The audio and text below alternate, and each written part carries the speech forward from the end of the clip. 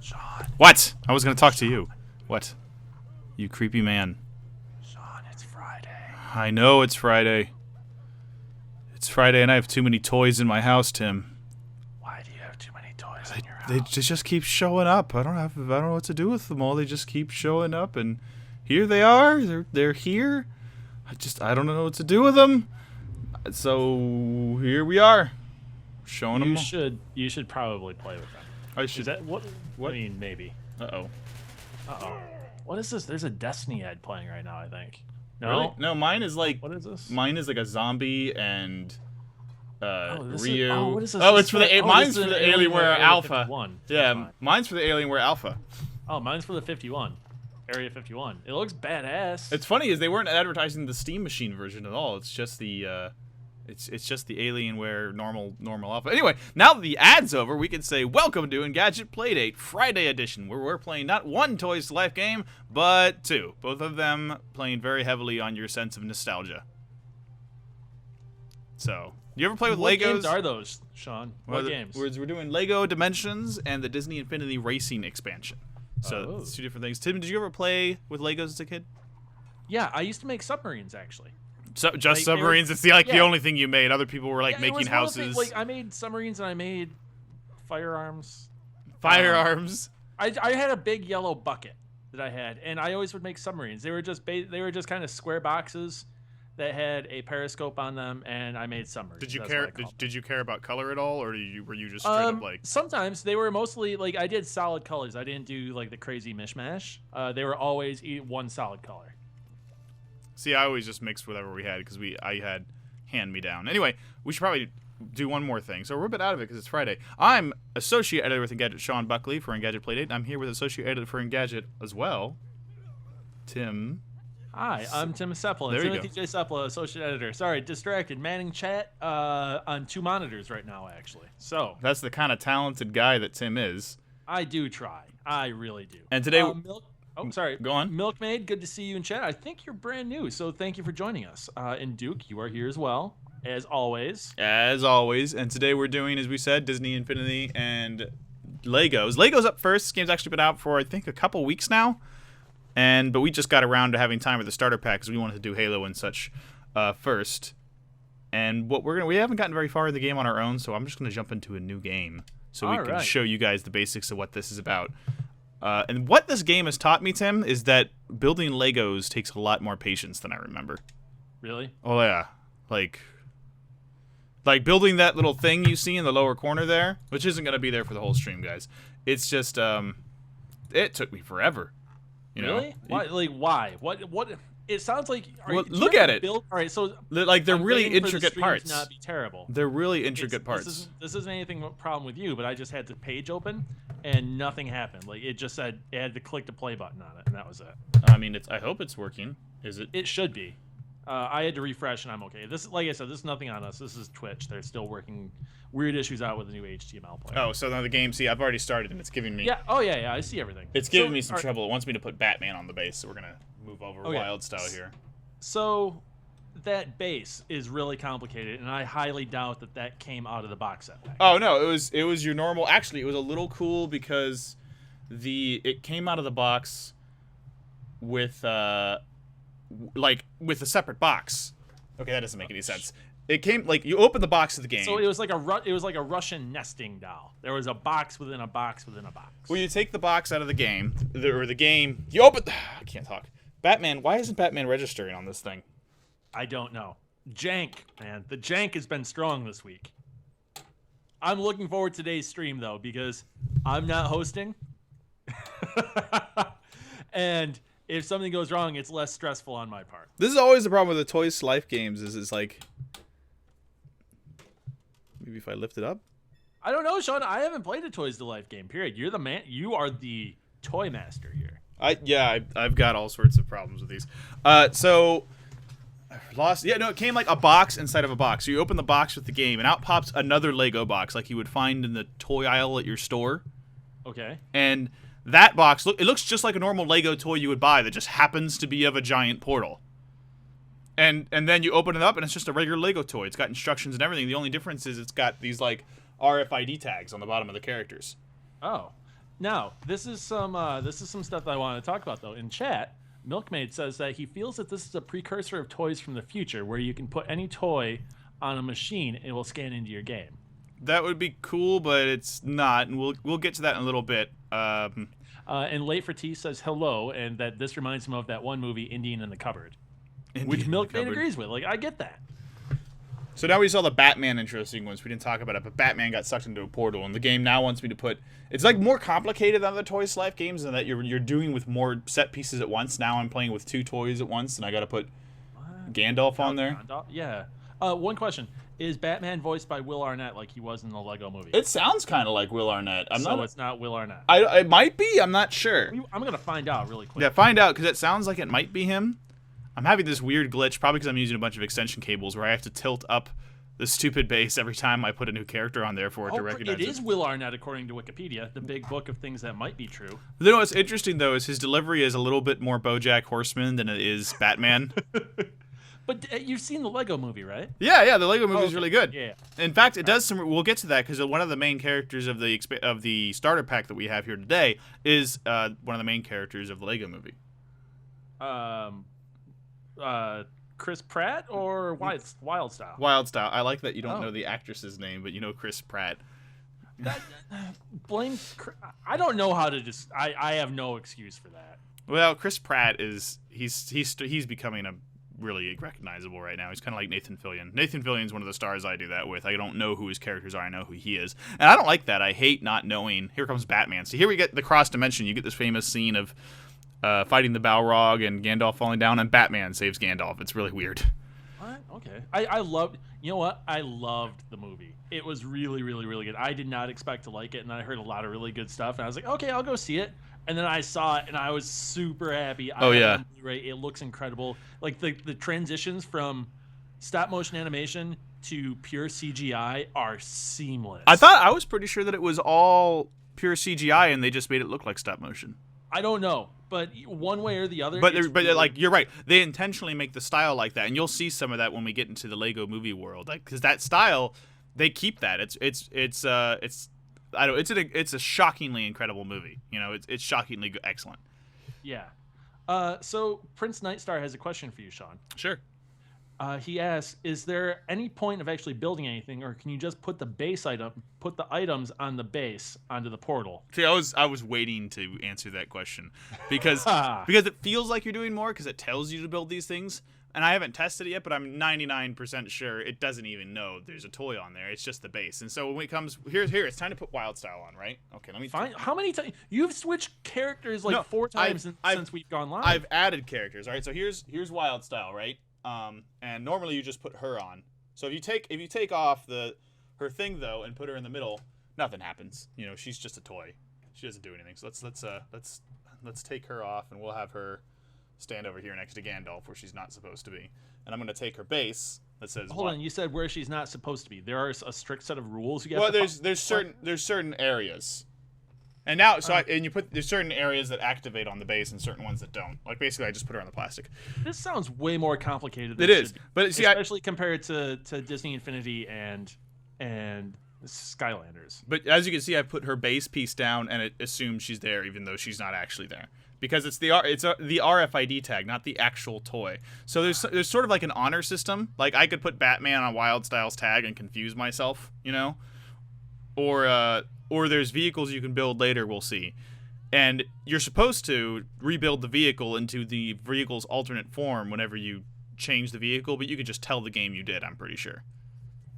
You know? Now there's 2 Batman, which is, like, awesome, because, like, it recognizes that each Lego set you can buy is its own personal dimension. And there's the Batman series of toys, and then the Lego Movie series of toys, and there's one Batman from each one. And they're like both Will Arnett, and it's really weird.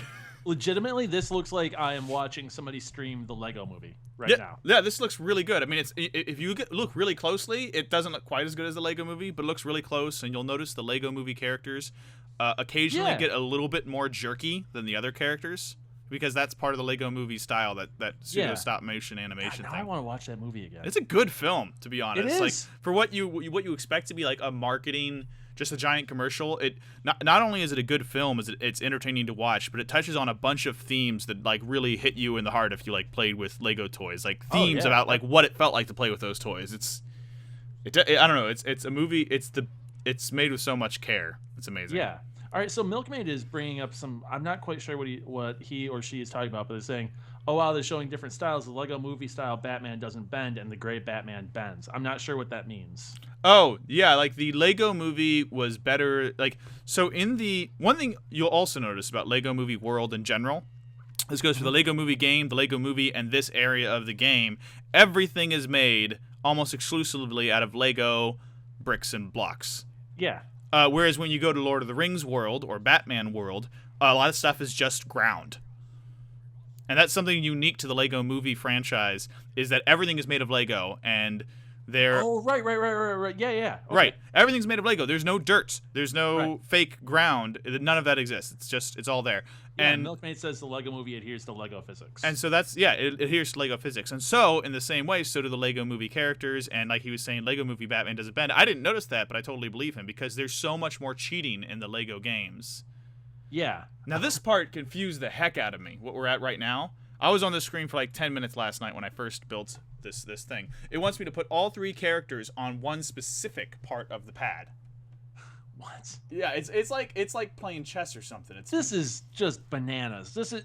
So I got to put like all 3 of them over here to get it to move on or something. Let me pick it up, maybe.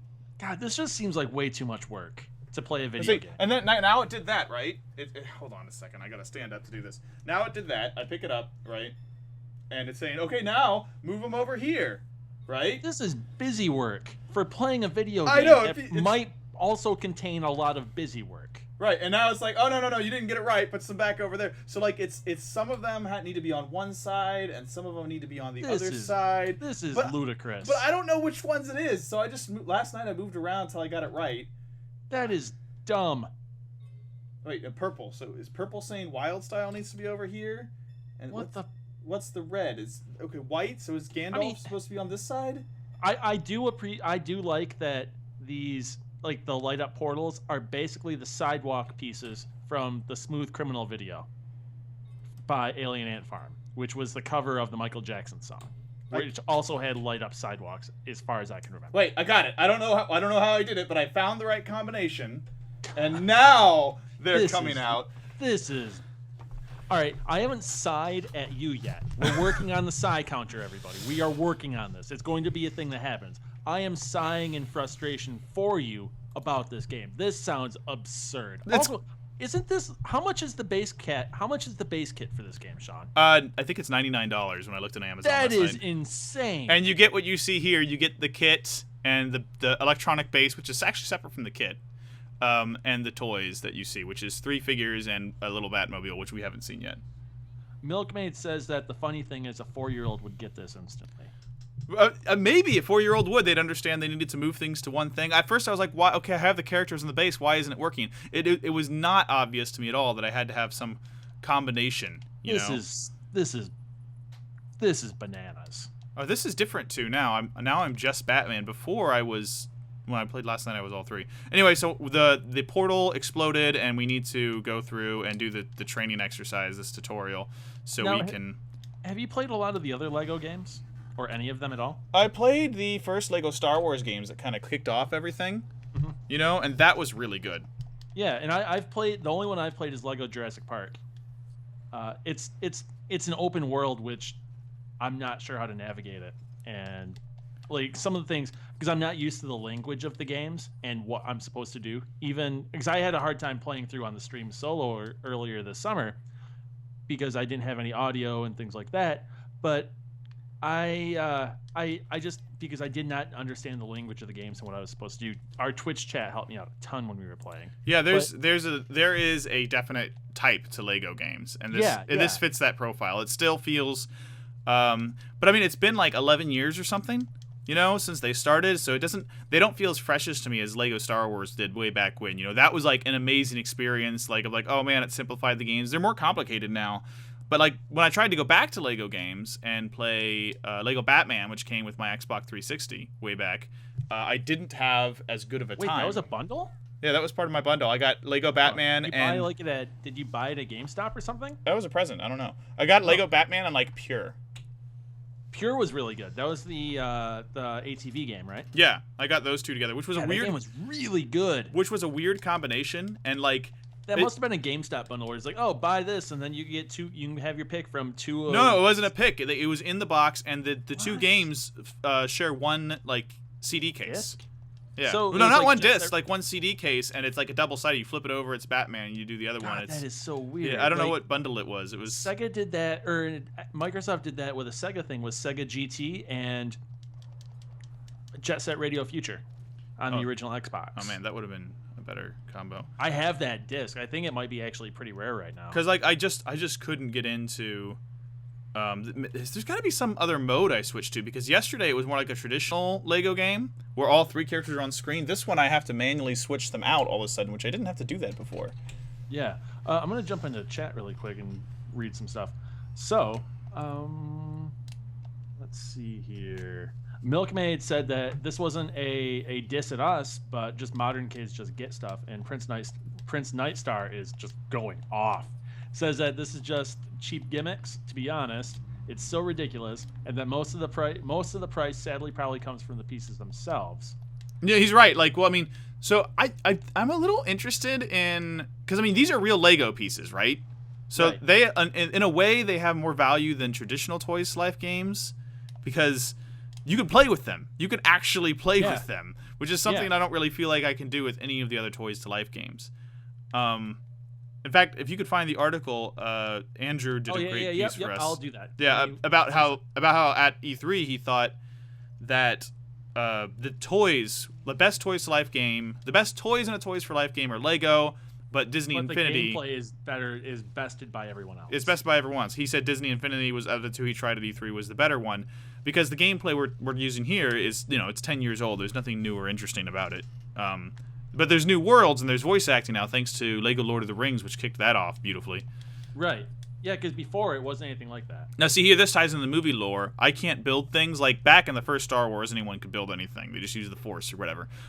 Here I am, and I need to switch to Wildstyle because she's a master builder. Also, kind of a cool thing to check out if you look in the upper left-hand corner, Gandalf's health is like a little more flowery and a little bit more Lord of the Ringsy. It's just neat looking. Oh, yeah, definitely. It's kind of a cool nod. So, no characters on the toy pad, so I gotta put them on the toy pad. This is just the amount of times you've had to adjust the toy pad and stuff is insane. Yeah, it's just quite a lot of them. Bananas. Oh, and here it is again. It's like it's showing me the toy pad. It's showing the purple, and it's like, all right, you need to move her. Now that you've got her here, you gotta move her to another part of the toy pad. Go ahead. This is dumb. Do that. Maybe I'm just in a bad mood because this has been a really rough week for me, and I just need a punching bag right now. But this game, the absurdity of how you have to meticulously place the toys and stuff on this gamepad, well, actually, or the portal, is dumb. Well, actually, watch what I just did. See, I fixed, like I said, I have a busted connection because I'm using a bunch of extenders. So I just fixed that just now by launching the portal. Like, I tilted the portal up. Now all three characters are on screen, and I can switch between them. Hey. So that's better already. Okay, so I'm going back through chat some more, and let's see here. Prince Nightstar says that most of the price from the $100 starter kit probably comes from the pieces themselves, and he says that Legos are too expensive nowadays, and it makes him sad.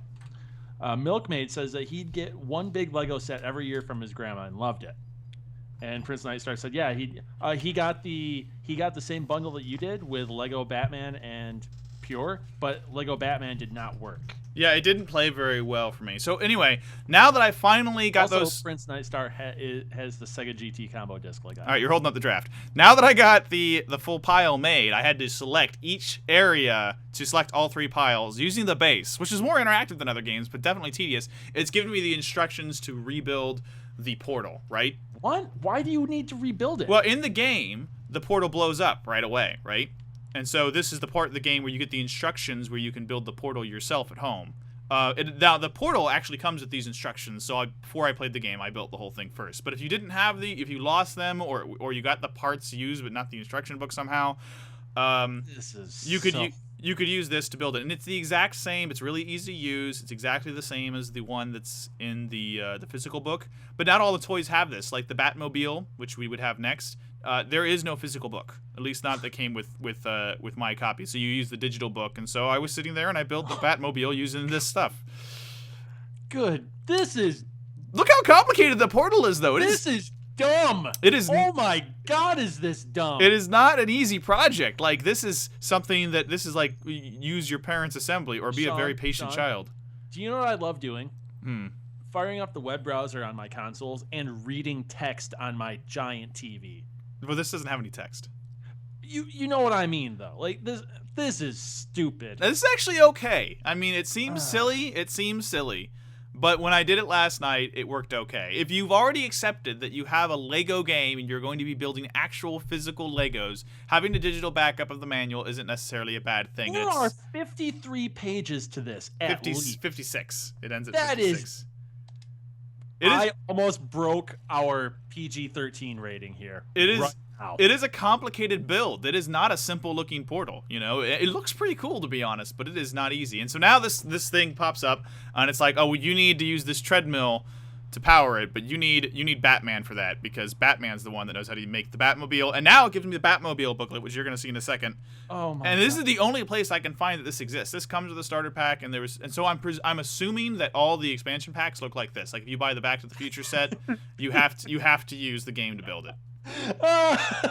Duke says, "Can you believe that Sean followed the directions?" Well, what could I do? What could I do, man?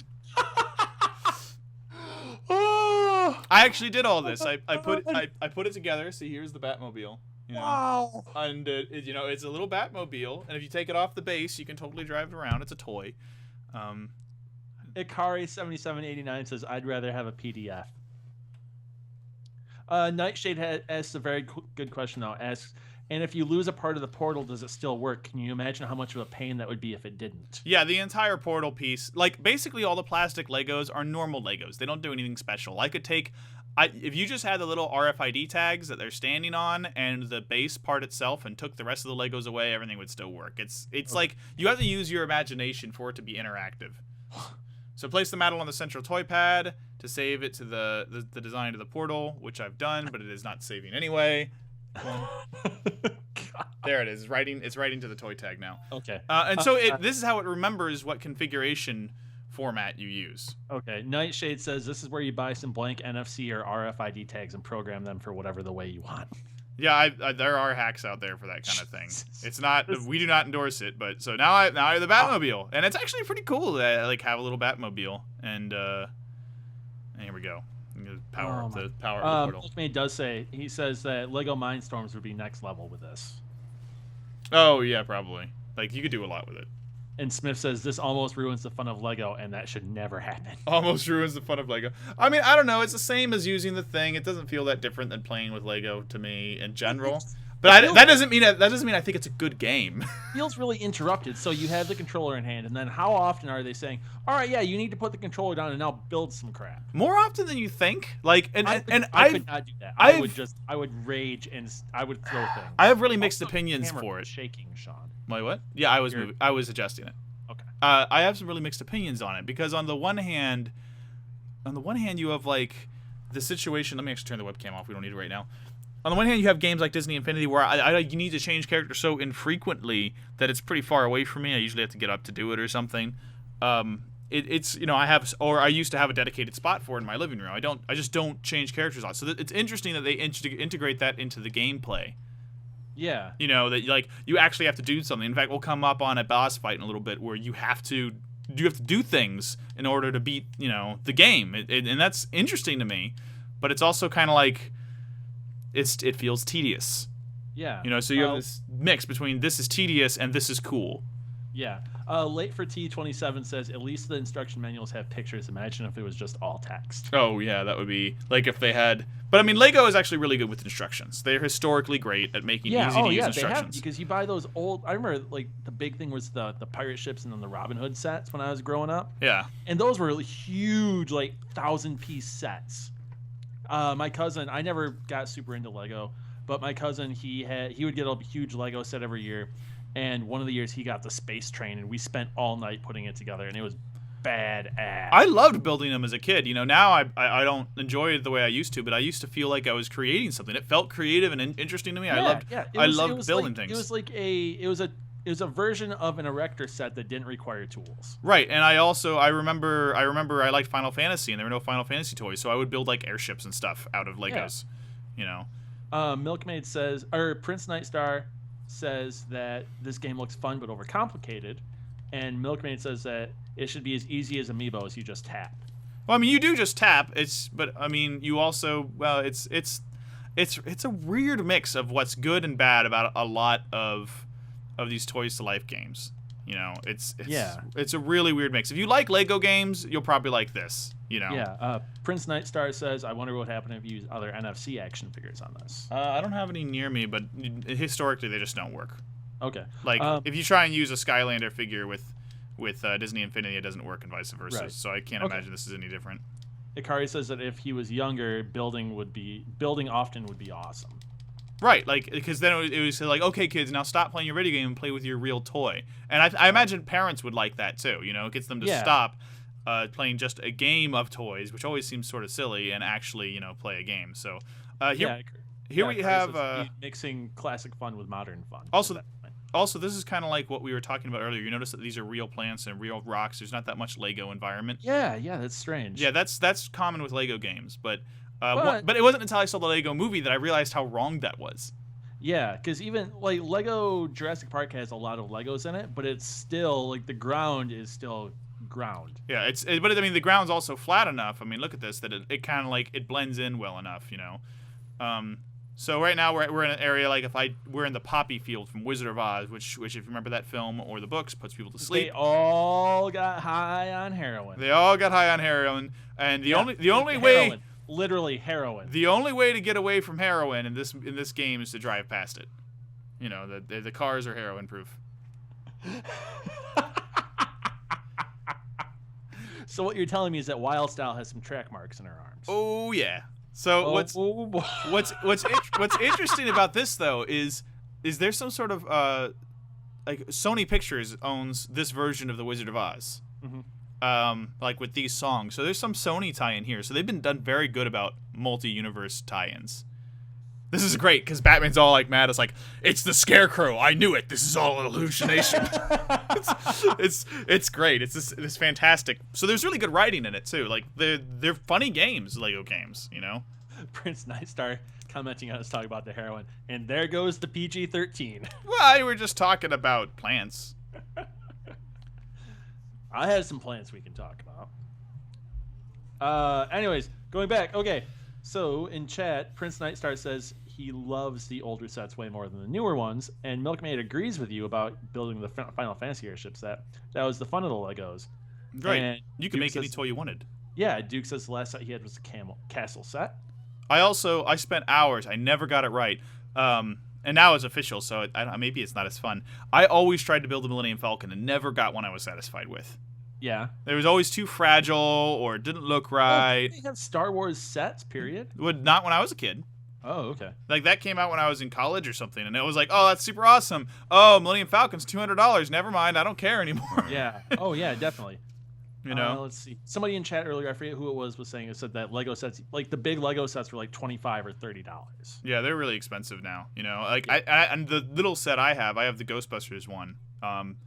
Is only like it's not very big, and it's like 40 or 50. What the heck? It was a present. A friend got it to me, and I'm so grateful they did. They didn't have to. They just said, "Hey, we thought you would like this." It's like, it's not my birthday or anything. It's like, we just thought you'd like it. And I'm like, wow, my friends are cool. Yeah. So anyway, here's a battle coming up with the Wicked Witch, and she's weird. It's weird though. I want to say I'm gonna interrupt you. Good. It's weird that there hasn't been just playing and exploring. It seems like the pacing is just kind of go, build all this stuff. Okay, now start playing the game again, and then build all stuff. And now it's throwing you into a boss battle already. Well, we're a half hour into this stream. This is all tutorial stuff. Like, it's teaching me this is how the building works, and like now with this Wicked Witch battle, this is where you learn that you have to use the pad to beat the bosses. And I haven't gotten far enough to see where it really goes, but it's really interesting that way. Also, this is something I wanted to point out to you earlier. Check out how Wild Style fights. She jerks around and moves in that stop motion-y way that from the Lego movie, right? Oh. It's cool. And then you switch to Batman, and he's buttery smooth the whole time. You know? Yeah, definitely. That's okay. So and now, okay, hold on. I gotta talk. So now I'm being caught by the Wicked Witch. I can't move because I'm in her spell zone. So actually, let me turn the camera on so you can see me do it. Turn on the webcam. And I'm in her spell zone, so to get out of it, I gotta actually physically move the characters outside of the area effect on the screen before I can keep playing the battle. Which is interesting, and kind of cool, but also tedious. On paper, all this sounds great. In practice, not so much. I mean, it doesn't feel awful now that I'm closer to it, because when I was doing it last night... Until you're dropping stuff? Well, you know, and dropping Legos, oh my gosh. You have a drop of Lego, you know what a disaster that is. Well, yeah, finding it in the middle of the night with the. Oh, I don't mean stepping on them. I I mean your carefully created masterpiece, and then Legos everywhere. They just explode when you drop a Lego creation. Milkmaid says you used to use Legos to build other stuff and properties, and now it's sold. Now it's given to you. I'm going to fix that and say now it's sold to you. Right, and that's I have mixed feelings about that because I really liked Lego's original sets. They sparked my imagination as a kid. Yeah. But on the other hand, it's really cool to be able to get some parts that I needed to make the things I couldn't. Mm-hmm. You know, so it's I definitely have mixed feelings about it. Yeah, Ikari says that it's unfortunate that the technology isn't advanced enough to make our own custom items and import them. Yeah, that would be cool if you could really if it could read all the Legos somehow and say, look what you made. Now it's in the game. And I don't know how it would do that because, I mean, Lego's partially the way there. I don't think they have anymore. Lego used to have this really cool thing you could download that would let you basically work with any Lego piece you wanted on a digital platform and build anything you wanted. And then when you were done, there was a button in it that would export it to the website, and it would create a set of all the pieces you needed to build the thing you built in the digital tool, and it would automatically create step-by-step instructions that it figured out was the most efficient way to build it. Yeah. It was such a cool program, and I never made anything with it, but I tried to make a car with it once and never succeeded. I think I was trying to make the DeLorean or the car from the Dukes of Hazzard or something. Did you play the Lego MMO? I forget the name of it. I reviewed it. Long time that's ago. not even around anymore, is it? No. They killed that a couple years, like a year after I finished reviewing it. Yeah, it didn't last very long, if I remember. I will say what's really cool is that all the flying monkeys on screen at once. That's really neat. Oh yeah, it's a good-looking game. See, it was a very short battle. It just taught me to evade her little spell 3 times, and now it's over, and it's going on to more silly jokes and whatever's next in the game. This is about as far as I made it before we started our stream today. So. Okay, Prince Nightstar says that kids probably don't know what NFC chips are, so it feels way more magical. Oh yeah, it totally feels magical. But yeah, it's like, oh hey, I put this thing on this thing, and then it's in the game. It's interesting. It's gonna be interesting to see how that affects kind of other game development and just even kids in general. Is when I grew up playing video games, you had a controller and that was it. You had a wired controller that was the size of a large candy bar. Yeah. Right, with the NES controller. And now kids are going to be so used to this because this stuff is marketed toward kids. What are these kids going to expect out of other video games as they grow up? I think kids might get a little confused because to them it's just magic. They might not know what RFID chips are. But on the other hand, like they're going to have to figure it out eventually. They're going to figure something's not working the way I want it to here. Why isn't Batman working unless he's standing on this thing? Yeah. You know, Gandalf is like not staying consistent on this connection. He keeps jumping in and out of this portal. Let me see if I can fix that. Prince Nightstar asks, why don't I watch Joystick more often? Man, I don't know. You should follow us. You can solve that problem by clicking on that little heart button down there. Next time you play something, promotion, just subscribe or whatever. Yeah, seriously. And this is as good a time as any to do it. But yeah, if you guys in chat, I'm seeing some new faces. If you guys in chat like what we're doing, hit the heart button underneath the player window, and it will give you an alert whenever we start streaming. We stream at least 3 times, at most 3 times a week, at least once a week. And like this fall, like next week, we have a whole bunch of Halloween stuff planned for all kinds of horror games that we're going to be playing. So yeah, if you want in on any of that, hit the follow button. We're not asking for subscriptions or donations. Just hit the follow button. Let us know you like what we're doing. And you will get an alert as soon as we go live, whenever we go live. Forever. Yeah. Even if you unfollow us, we'll find a way. wow, this username is all numbers. So I'm just gonna call them. I'm gonna call them 079. 079 says that they want the Portal expansion pack. Oh yeah, me too. Unfortunately, we don't have any of the expansion packs, but it would be really cool to have a bunch of them. There's hello, I'm going to interrupt you because I'm rude and I'm gonna say hi to people in chat. But like $14 each, though. Terrell Owl. I'm a little bit far behind. I'm a little bit behind in chat, but I'm scrolling down, so as I move through things, I get to them, so I don't miss anything. I have mixed feelings about the expansion packs in this game because they go from like $14 to $30.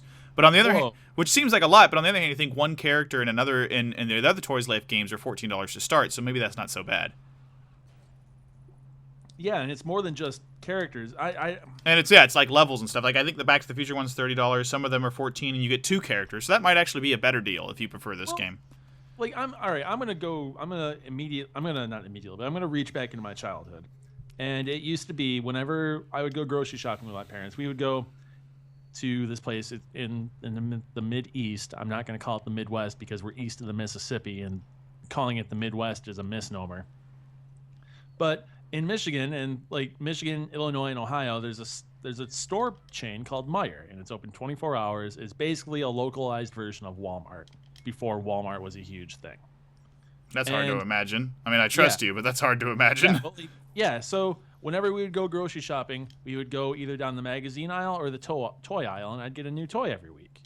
Oh. Or whenever we would go shopping, like I'd get action figures. Right. It'd be like, oh, hey, you've done good this week. Here, we'll buy you an action figure. It'd be a Ninja Turtles or a Ghostbuster or a G.I. Joe or something. And I can totally see that because now action figures are $15. Oh yeah, they weren't as cheap. Yeah, things are expensive these days, man. Yeah, so I get it. Like they were like $5 back then. Yeah, I can see this though as saying, all right, we'll buy you this, because it's still cheaper than a whole full-on video game. Right, it's like an expansion kind of thing. It's oh hey, $15 you get a toy and you get a video game. Boom, there you go. Yeah, it's not actually that bad of a deal. I keep missing. So Tim, actually, speaking of those of that expansion though, I want to show you something over here that pissed you off in another game that was similar to this we played. But I'm going to show it to you now. I'm going to go over this area to the right here and like, oh, hey, check out this cool looking area. Oh, it's weird. I can't go over there. Let's see what happens if what's going on. Oh, only characters such as Peter Venkman can clear ghostly swarms by using their suspend ghost ability.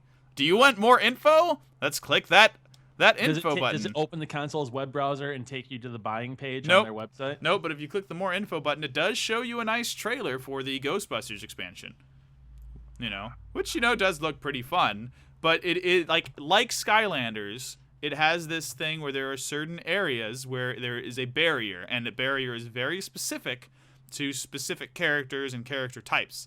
And that's something that we also saw in Skylanders, but I haven't seen in Disney Infinity. In Disney Infinity, sometimes it'll say, this challenge requires this person, but doesn't lock off areas of the game. Honestly, based on everything I've seen, and I have not played any of these games, based on everything I've seen with our streams and just talking to you in general, Disney Infinity is the one to get for if you're going to go hard on Toys to Life, you go for Disney Infinity. I feel like the other ones have their merits. Like, they're certainly not bad games, but I think Disney Infinity has far less in-game advertising. Yeah, I think it's the least aggressive of upselling. Like, yeah, it's the one where you're going to feel least like here's another thing. I thought this was part of this puzzle, but it says only Superman can destroy the cracked Lego walls. Oh, dude, I would get so annoyed. Just be like, wait, what did I spend $100 on? Right, it's like $100, and I don't even okay, so now I know I need the relic scanner toy. Oh, and I need to put her. That's why it's not working. I need to put her in the right spot on the base. So again, I need to move her to use her ability. Sean, Late for T says that I guess playing with your kids would be kind of cool, where your son is playing and then you could help move the Legos for them. Right. That would be absolutely cool to play with kids. And that's the thing about these games is I'm an adult. I'm a grown up who likes some toys, but I'm definitely not like the target market. I don't connect with them the same way. I'm playing for nostalgia, not because I'm a kid. Mm-hmm. Let's see here. Prince Nightstar says that I feel that after the feedback, the next game will be much better. And Nightshade 00013 says Lego's the world's best theft prevention device. Throw a bunch on the floor and laugh when someone comes into your place and breaks their face after tripping. Right, like stepping on Legos can hurt, and they're really frustrating to lose. Like I spent 10 minutes looking for a piece of the portal that I dropped the other day. Okay. Oh wow! Everybody's commenting about your Lego builder, the portal thing. Prince Nightstar says all caps. That was amazing. The portal thing? Yeah. Like that I built it? Oh no. The thing where you could build online and then they send you. Yeah, that was so amazing. Like, and I don't know if it's still around or if it still functions, but if it doesn't, and someone Lego representative is watching this, dude, bring that back. Like, I mean, maybe it does. Maybe it's not helpful because they have that program like Ghostbusters and the Women of Science thing came about from a program where people designed them and submitted them and they were approved. What are the Lego Crusoe or something? But the old Builder program, you could just make something awesome and then send a link to your friend and they could buy it directly without having to wait for an approval process because it was just custom orders. And maybe that cuts into the Crusoe business or whatever it's called. So I think that's the name of the Weezer singer, actually. Kumo. Rivers Cuomo. Cuomo. Every time I think of Weezer, every time I see that, whatever, because it's a weird word that Lego uses for that program. Okay. Prince Nightstar says that he feels that over the years, Lego stopped making unique pieces and just stuck to a certain set. That's not completely true. I mean, if you go through the kids aisle, there are unique pieces and new sets and things they've made themselves. They just don't advertise them as hard because licensed stuff always sells better. Milkmaid says that Yoshi's Yarn was his favorite stream, and there was some great conversation. I really liked that stream a lot. And then, what was it? We started talking about movies, and we talked about Ghostbusters for an hour during. We always talk about Ghostbusters. I'm surprised that I haven't just angrily brought up that the Ghostbusters are not working for, like, we didn't get them, or the fact that how everything's all blocked off. Oh, yeah, I wish we got into the Ghostbusters and the Back to the Future ones, because those are two of my favorite films. VHS and chill, Milkmaids. Seriously. Okay, how do I get past this? I don't know where I am. We also really wanted Tim to play this with me, multiplayer, even though I would have had to move his characters for him, over share play. But for some reason, this game doesn't work with share play, which is a real shame, because it's a multiplayer Lego game. Seems perfect for local multiplayer over streaming. Yeah. You know, but it didn't, that wasn't an option we had. Ikari, I'm very sorry about the Halo stream. We had all kinds of technical problems yesterday. My internet kept dying for no apparent reason whatsoever. It was really unfortunate. I was not happy about it because we had some really cool stuff planned. There were 2 intros that everybody missed because Twitch decided to stop connecting to my computer. I did a monk chant twice. Yeah. The first one was really good. And then it died, and I was like, okay, we'll do this again. And then that one died. I was like, I am not doing this a 3rd time or a 4th or a 5th time. I am so sad that Twitch was being unreasonable yesterday, and my internet kept dying. I have no idea what the heck happened. Tim, speaking of Twitch and technical errors and jank on the stream, do you want to yell at me? What did you do? I forgot to record the archive again. We're going to have to download it. As long as it's just all one file. Oh, God, you're right. Dude, you should just have that set so it always records. Like, whenever I hit start streaming, it records automatically. It's 2 buttons on mine, on OBS. No, it always, you should check where you're saving these files to because it always just by default. No, it not on OBS multi-platform. It's different. Wait, what? There's 2 versions of OBS. There's the old one, and there's multi-platform, which has more features and is usually better.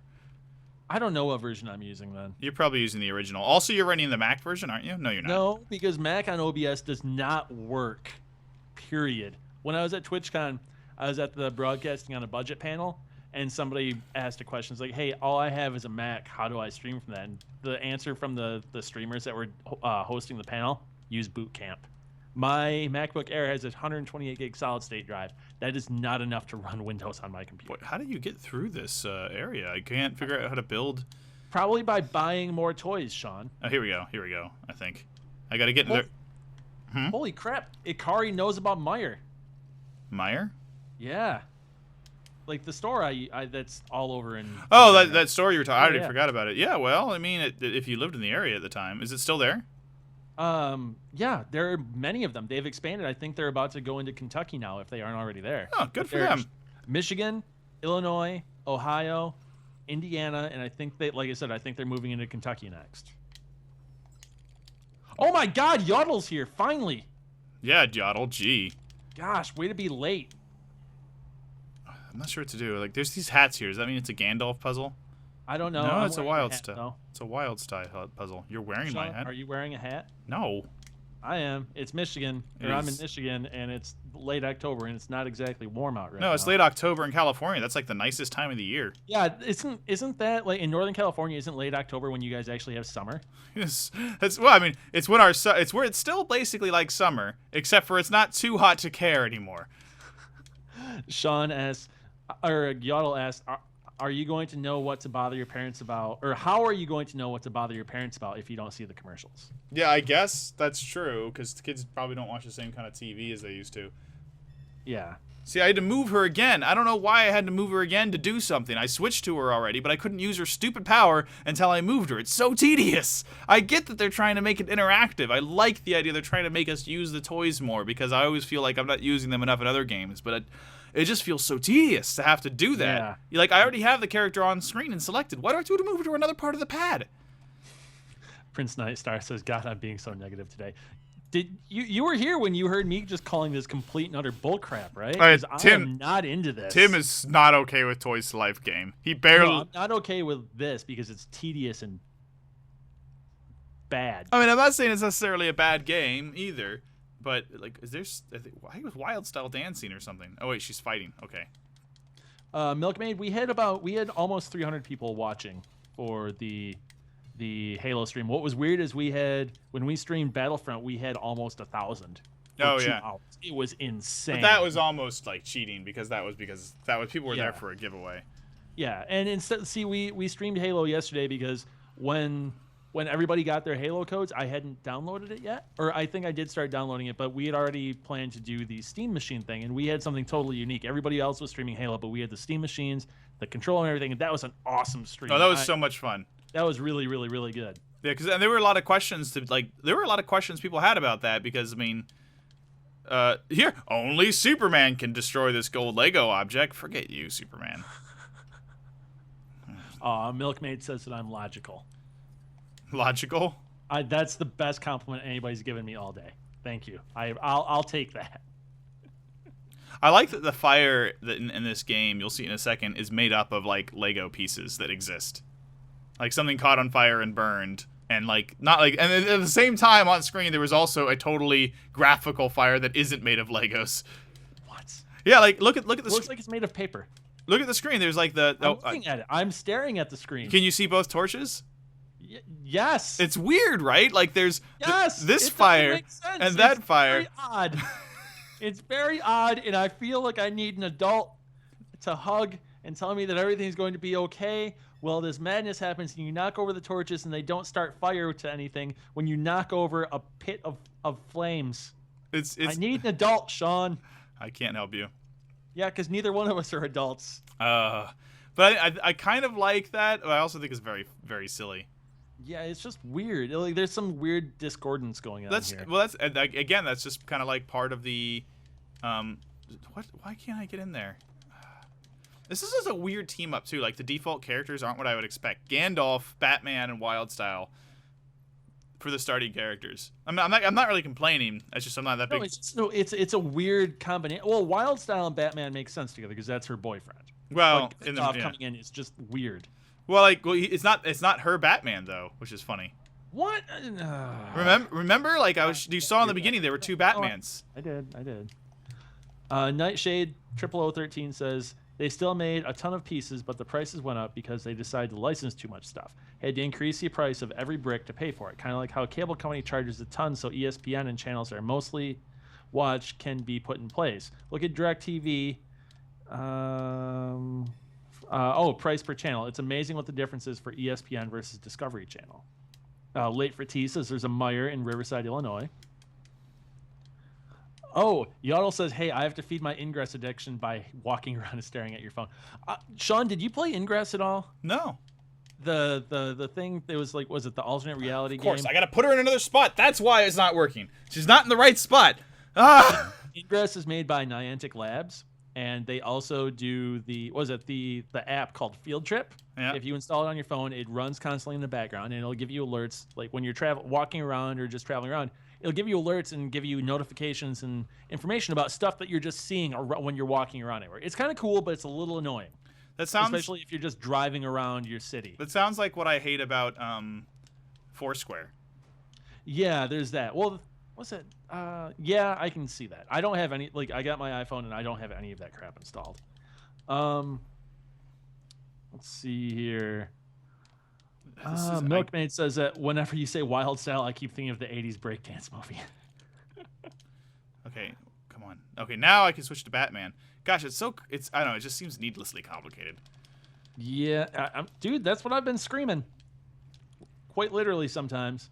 Kari says that he wishes they had Meyer in Wisconsin, but family's all in Illinois, so every Thanksgiving going through the Black Friday flyers. But oh, yeah.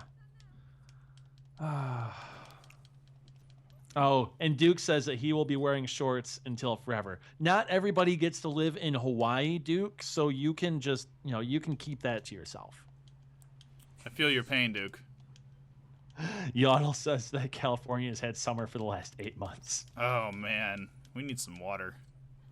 Send your storms our way, please. Oh, Milkmaid says the reason why I'm logical is because of my frustrations earlier with the game. And Prince Nightstar says it makes him frustrated and he's just watching. I can't... How do I do this? Oh, yeah, there it goes. Like, I'm not sure. Every time something doesn't work the way I expect it to, I'm not sure if I'm supposed to move the character to another position on the base or if I just haven't... Yodel says it's the old Scooby-Doo syndrome. You can interact with Lego-based things, but not with real things. What? Is that... Oh, it's because Akari says, unless you have the NFC reader right in front of you while playing with them, all along with the Lego pieces, this game would be extra obnoxious. Right, like if you don't have it right with you, which I didn't when I first played it last night. I didn't have it all with me, and it was incredibly frustrating, because I just... Oh, actually, I should probably save. Let's check this out. Save the game. Oh, yeah, and like Akari says, Niantic also is doing Pokemon Go. Oh, okay. That makes sense. Is that the same? Like I wrote about, there was that one that they're doing that like Pokemon in real life alternate reality game thing.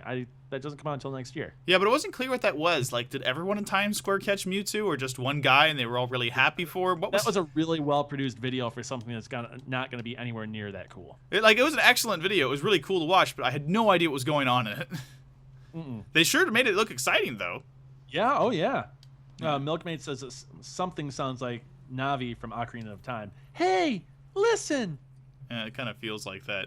Okay, but I mean the graphics, like if you took the Lego out of this cutscene right here, it would look like a really good area, like really well made backgrounds and stuff. And then you have these silly Lego characters that don't really make a lot of sense.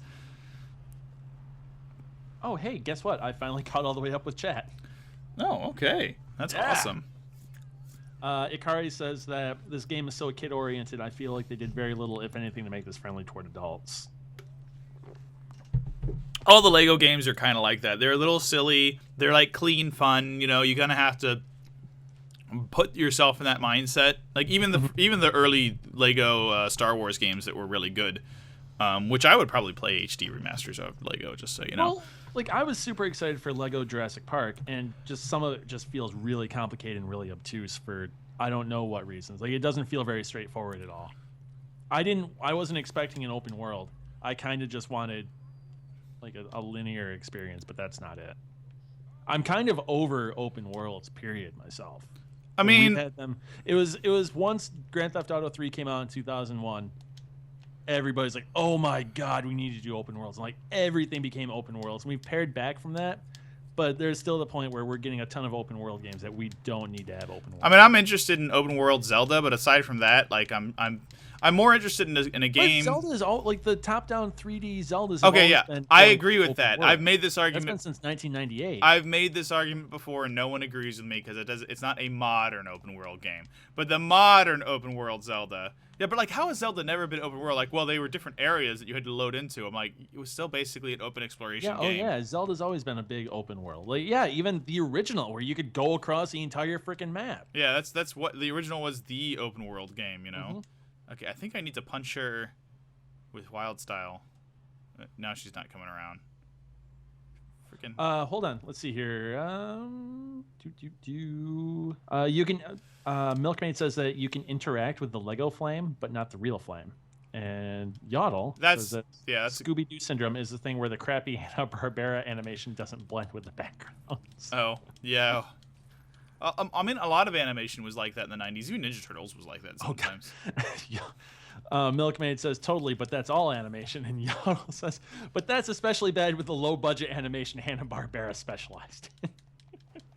He's right. Like they're like all animation from that time period was like that, with the exception of like if you would get into, you would see a scene would come on screen. You're like, that door is gonna move because it looks different, you know. Yeah. But that's oddly not true with big budget animation. Like it's Right. usually good enough you can't see that. Hey, Yaddle. I have no idea. Not everything is going to be Ultimate Muscle. Sorry, buddy. Ultimate Muscle, wasn't that really weird? It was an anime wrestling thing. They made okay, so that came out on the GameCube, and it was made as a Yuke's Aki wrestling game. And Yuke's AKI or Aki, they did the awesome WWF and WCW games on the N64 and PlayStation. So that was an amazing wrestling engine. Period. We've talked about this before, I feel. Probably. Or maybe it was just when Yaddle and I were hanging out in person when I was at TwitchCon, and we were just talking about it. Where the problem with that wrestling engine is that if you started doing a bunch of counter moves whenever you got the prompt to do it in the game, eventually all of your moves would be countered by the AI by the end of wherever you were in the career, and it was impossible to fight against them because they would counter everything you did, everything. Some of those games get like a lot of the fighting games, there's a difficulty curve. I just can't. Oh, okay. I'm building cages around the different around the different portals. So when I scare her into a portal, she'll get caught in a cage or something. Sure. Yeah. I mean. Oh, now I gotta move. The wit. Stay in the red mist. That's just fine. Okay, she's not. He's not in the stupid mist. Leave me alone. Yaddle says that the X-Men cartoon of the '90s was ultra bad at perspective. Oh yeah. Okay. And Ikari says that open world is fine. The problem is the lack of a strong story. Where there isn't a strong story to back up gameplay, you just end up blowing around in the sandbox. Yeah, that's true. Like, that's the thing is, this is what I want to say about Batman is that story in Arkham Knight is so strong that I don't feel. I'll drop that link in because I wrote about that. But yeah, that story in Arkham Knight is so strong that I don't feel like, exploring the Corndor section of Gotham City feels like a huge pressing thing I need to do. I'm so invested in the story at this point that I don't want to distract myself with the friggin' countless Riddler trophies and it isn't like almost a chore to have to go to the other end of the world? It's not. No, not really. I felt like it was a little bit like I like the traversal in Batman a lot. I even like the Batmobile and driving that around. I love the idea that the Batmobile feels so powerful that you're barely able to control it. I think that's what the intent was. I think it was. I don't know. I think the Batmobile was well designed, but I did not like the Batmobile. I like it. It just didn't feel like a Batman game. Like, I think, what was it? I think Honest Game Trailer said it perfectly. It's like the best Batman game that doesn't feel like anything like a Batman game is what it was. And it was still a good game, but like it's like this isn't Batman. This is something though. The problem I had was, and I haven't gone. Oh, I've played it since, but I haven't finished the campaign. I know I'm super close to finishing it. But the tank sequences at the end are just not good. I don't like those tank sequences where it tests my patience. That and the whole section in the sewer, like in the tunnels and stuff, just the forced stealth just sucked all of the fun out of the game. And it was way more apparent to me because of how good the rest of the game was. Like, it stuck out even more because those sections were badly designed. Yeah, like, and that was the thing for me is those sections. It didn't feel natural to me. It was still a fun game. I have no problem with it, but it didn't. Okay, it might. Yeah. Oh, okay. I'm not supposed to beat her up. I'm supposed to do something else. Golly. Yaddle says, but the agility orbs in Crackdown, oh God. Crackdown and I had a very long and fruitful relationship. I loved that game a lot. I don't remember if I bought that game because I wanted to get into the Halo 3 beta, or if I bought that game because I liked the idea of it and I loved the cell shaded aspect, but good Lord, that was a really, this is kind of gruesome, Tim. I'm melting the witch, and she's like dissolving into smaller Lego pips, and it's a little weird, Oh, hold on. All right, so we're here. I'm looking at chat. Milkmaid says he's never played any of the newer Batman games. I suggest you fix that. I think the best one is Arkham Asylum because it's really intimate. Yeah, Arkham Asylum's just a really good game. You don't need to play the other ones either. No. I mean, if you wanted to just play one, play Arkham Asylum and that's it. I will warn you, the Killer Croc section is terrible. It's okay. It's really, no, in comparison to the rest of the game, it's not good because it's so weird because it forces stealth, and that's the thing is, it completely just. Well, maybe that's the thing. I played the whole game stealthy because like one of the Batman writers hated that game, and he made a good one of them. I don't remember. He made this point. He's like, I don't like it. It's like, why? Because you get shot and then you keep fighting. Batman wouldn't allow himself to get shot, and I was like, that's a good point. So I played the whole game making sure I didn't get shot by being stealthy. And see, that's really cool. Yeah, it was a really fun way to play the game, you know. And if I like got shot, I would either be really mad at myself or I would restart the sequence. The thing with me is that when it was like if I moved too fast on those floating platforms, Killer Croc would hear me and then attack me out of nowhere, and I'd have to restart. And it was very tedious to me. It broke the flow and the pacing of the game. Like it changed it dramatically. Yeah. Also, the thing was, every time during the Poison Ivy battle, it sounded like she was orgasming when you would hit her. That was really, really, really, really strange. I didn't get that, so that's your perspective. But here we are. This is the villain of the game, by the way. Oh, I see. The thing is, like, I played that game as I did Extra Life one year, and I did the 24 hours of video game thing. And I played that. I finished that game as part of that. And it was just like, I was like, oh my God, this is absurd. What? Lord Vortak. Yeah, this is the enemy of the game. And, like, he's in some other realm, and he's trying to capture, like, all these elements that make up the universe so he can control the Lego multiverse. You know, definitely play Arkham Asylum first, though. And if you like it, play the other ones. But if you're going to stand alone, that one's the best because it has great acting.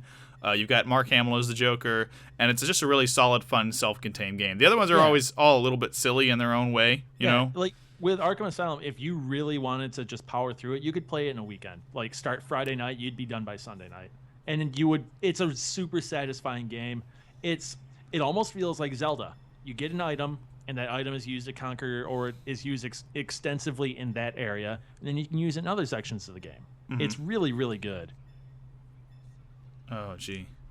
Nightshade has the split, says that the wife has decided she wants Arby's, and he has to go get it. Oh. Get extra horsey sauce, dude. Extra horsey sauce. If you get back before the end of the stream, we'll be playing some Disney Infinity Racing in a little bit. We're going to go a little bit longer in this, though, I think.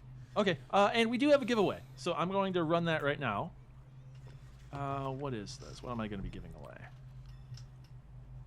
I am going to be giving away a code for... If my Gmail wants to load. I don't know what's going on here.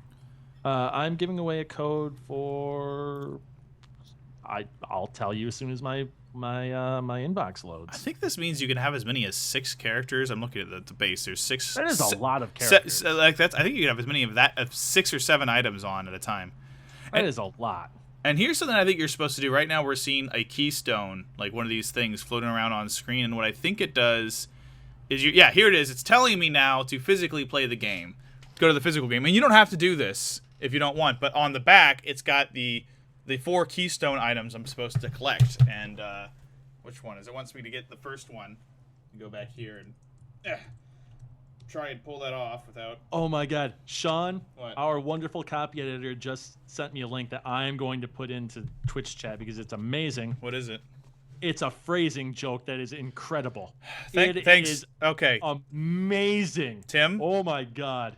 Thanks for ruining the on-topic point of that part of the stream. Sorry, everybody. Really excellent. Click on that link and you will be very pleased. I'm sure everyone in the archives appreciates that. Choose your moments, Tim. Choose them. Choose them. Sorry, I was not paying attention to anything you said. So anyway, the game. I was paying attention to something that you would despise about the game, which is it brought up another instruction booklet telling me to remove a physical piece from the back of the. Uh oh. We just lost the signal. So. What, for the stream? For the Elgato. The stream is still there. We'll have that back in a minute, folks. Sorry about that. God, how screwed are we, Sean? No, it's fine. The stream's still going. I just put the webcam up. So give me a minute. I'll fix it. It is a PC code, Nightshade. All right, let me jump in here. What is happening here? I don't know. The jank is super strong. Super, super, super strong. Yeah, this jank is definitely strong today. So, okay, here we go. I think it's coming back any second now. In the meantime, let's look at this. So we have, it's telling the game is asking us to remove this and put it like somewhere else. So it says take it off and put it on the front of the thing. So this is one of those physical aspects that I'm sure Tim would just despise. Of course. And that's physically playing the game. Of course, the game has no idea that I've done that. It just doesn't know how to do it. You know, like, but okay. All right, here we go. Well, I can't. That's right. I'm not going to drop this in. This is a PC code, and it is for Downwell, which is the new indie game that is kind of blowing up my Twitter feed right now. So, to win this, you guys have to just write Downwell. One word or two. One word, Downwell. Write that in chat, and it's going to. There we go. Stream's back. Hold on. Not yet. Don't do it yet, folks. And that's it. That's the instruction. And now I've done something, and it matches in the game. But the game had no way of knowing I was going to do that, so it's kind of silly. Duke says that you should be dancing on the other cam just to keep us entertained. I was still doing something and trying to stay on topic. And okay. All right. Everybody that's entering Downwell right now, yeah, say Downwell, and you guys have the next 5 minutes, and then I will roll it, and we will pick a random winner. Oh no! Wild Dude, I'm pretty sure your PC can handle it. It's very, very, very lo-fi. It's an indie game. Mm-hmm. Okay. So far, all we have. That's weird. Only Prince Nightstar. Ikari 7789. Type that out again, and then you can get in there. Because I see you put it, but for some reason the extension isn't picking that up. Okay, so now we're in Volton World, which I think is the larger hub world. Oh, I know why. It's because I put it in lowercase. Yeah, type it out in lowercase. I'm sorry, everybody. This is kind of janky. I'm just being terrible at this point. But yes, if you've entered already, right now we have Duke, Nightshade, and Prince Nightstar in. You have to use Downwell all lowercase, and then it will enter. I am super sorry about that, guys. Or you could also. There we go. Milkmaid is in now. Okay. See, you're gonna hate this, Tim. When you look back at the screen, it's I'm in the hub that lets me choose my worlds, and all these different worlds I'm going to, almost all of them are saying you need a character from this world to go here. This is some. I've encountered three. Bull crap. I've encountered 3 so far that I can't enter. Back to the Future, Ghostbusters, and Legends of Chima, which is a Lego property. Oh, God. The car keeps disappearing on me. Oh wow! Come on, car, come back. I just want to go for a drive. It keeps disappearing because I don't have a very good connection to my hub. Here we go. Yeah, this is entirely my bad on that. So right now we have Ikari, Duke, Milkmaid, Nightshade, and Prince Nightstar. If you guys want Downwell, a chance to win Downwell, just enter that again, all lowercase. I want to take this time to say, because we are now in the second half of the stream, thank you everybody for tuning in. It's awesome seeing the regulars coming in. We really, really, really like it. We are super proud of our community. You guys are always great, and you guys make the streams great. And we do it for you guys because you guys are awesome. This is messed up. Oh boy, now what, Sean? So is there a box that you have to look at and it says no. what's in the box? And you know what? Tell me, what world were we in just a few minutes ago? We were in Wizard of Oz. Access to this gateway requires a character from the Wizard of Oz world. Whoa. The training level area is not accessible to us again unless we go to the Wizard of we have the Wizard of Oz. Holy shnikes. That's wow. That is obscene. That sucks. I mean, come on. Don't do that. Like, I thought, oh, maybe I don't have these characters, but at least I'll get to see characters from other worlds. I'll be able to see Wizard of Oz characters a bit. I'll be able to see Lord of the Rings and Batman, obviously. That's cool. Wow. I'll get to see some other stuff. Can't. crap. It was just like a giant tease. Wow. Duke sums it up really well. It says that it's become a freemium game that you have to buy initially. I can go to the Lego movie, I can go to Batman, and or DC Comics. I can go to DC Comics because I have a DC character. So we can go to anything in DC Comics, apparently. Duke says, Tim threw an article about freemium games costing $500 to fully unlock. Sadly, this is actually pretty cheap for a freemium game. Yeah, this is actually, it's as much as I'm complaining about it, it is a better deal. We're going to go to the Lego world for just probably like 5 minutes before we switch games because we do want to spend some. We need to swap, but I just want to check out the Lego world real quick. Yeah, Milkmaid says that $100 game should not have all this blocked off crap. This is insane. I mean, you do get 3 worlds to play in. You get Lego Movie, you get Lord of the Rings, you get Batman. Those are all pretty cool worlds, but it does feel a bit like it does feel very in your face. Like you don't get to it's time to play some Mario Maker levels. SP483 says this is like Evolve for kids. You don't feel like you when you play Disney, you don't feel like you're getting that kind of jippiness. I don't. This just isn't working. I'm taking this toy off. Smith says, all right, go ahead. I'm gonna roll this. I'm gonna pick a winner. But Smith says that he has been playing Donwell on iPad, so he's gonna sit this one out. So I'm gonna roll this. Go ahead, Sean. Okay, so the last thing I wanted to say before we go off is now we're in Bricksburg, which is the world from the Lego movie, and I love it because everything is literally made of bricks, which is something none of the other Lego games could say. It's really, except for the Lego movie game, of course, and that's just really, I think that's a really unique, cool style choice. The Lego movie game, wasn't it where they didn't have enough money to buy the licenses, all of them that were featured in the movie, so then some of them were just done with sound-alikes or something like that? Or you mean the voices? Not the voices, but the actual characters themselves. Like, it did not have as many people in it as the movie did. I don't know. All the licenses. I got it on sale, and then I played like the first half hour of it and never played it again. Because I'm like, oh yeah, Lego games aren't that deep, and they don't really apply to me anymore, you know. But I mean, this is kind of like the Lego movie game light. I kind of feel like Lego Dimensions is the real Lego movie game. Yeah. Okay. So I rolled the winner, and the winner is Milkmaid. So, Milkmaid, I'm going to message you that code. It's going to be coming from my account, Tim Seppalla. So, look for that in a second. And while we're at that, I'm gonna go ahead and Tim, why don't you entertain the folks for a minute while I switch games? All right, 1 second. I need to send a message on this. So you're gonna make me sit here wait around on my PlayStation menu screen? Thanks. Yeah. Not happening, Tim. I'm gonna switch. I'll whisper Milkmaid because W. Here we go. All right, I'll be right back, guys. So I'm gonna switch games. We're gonna check out Disney Infinity in just a few minutes, folks. Okay. I'll dive into my email inbox and I'll see if we have some more codes to give away. But yeah, for right now, Milkmaid, you should have that whispered to you. It's a Steam code. And yeah, thank you. Duke says that this game has cool touches, but it's way too greedy. I agree with you, and I'm not even playing it. This is insane. All right. I'm going to close the giveaway window, and I'm going to go through and I'm going to look again. Awesome, Milkmaid. Enjoy that. I've heard so many good things. I've heard a lot of people in my Twitter feed just really, really, really enjoying that. So I hope that you like it. I'm going to look through, and I'll see if we have another Steam code to give away. All right.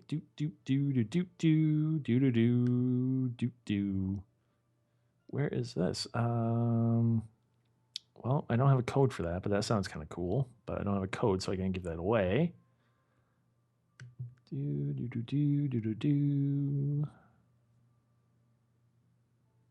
So everybody. Oh, I do have this. I think I have this. Oh yeah, we do. Awesome. There we go. I have another code to give away from you guys, or for you guys. Duke, if you get any bad... Oh, if we get Bad Company 3 or Battlefield 5 beta codes, we will give those away. Definitely. Milkmaid, the name of the game is Downwell, actually. Ikari, totally a game for kids. Harass your parents to death until they buy the expansions. Yeah, that's basically it. Duke says that we should give away Super Meat Boy on PS4 only for... I did play some Super Meat Boy last week or earlier this week. I got done playing a bunch of a game that I'm working on for review, which will go up on Monday at 3:01 a.m. or 3:01 a.m. Eastern.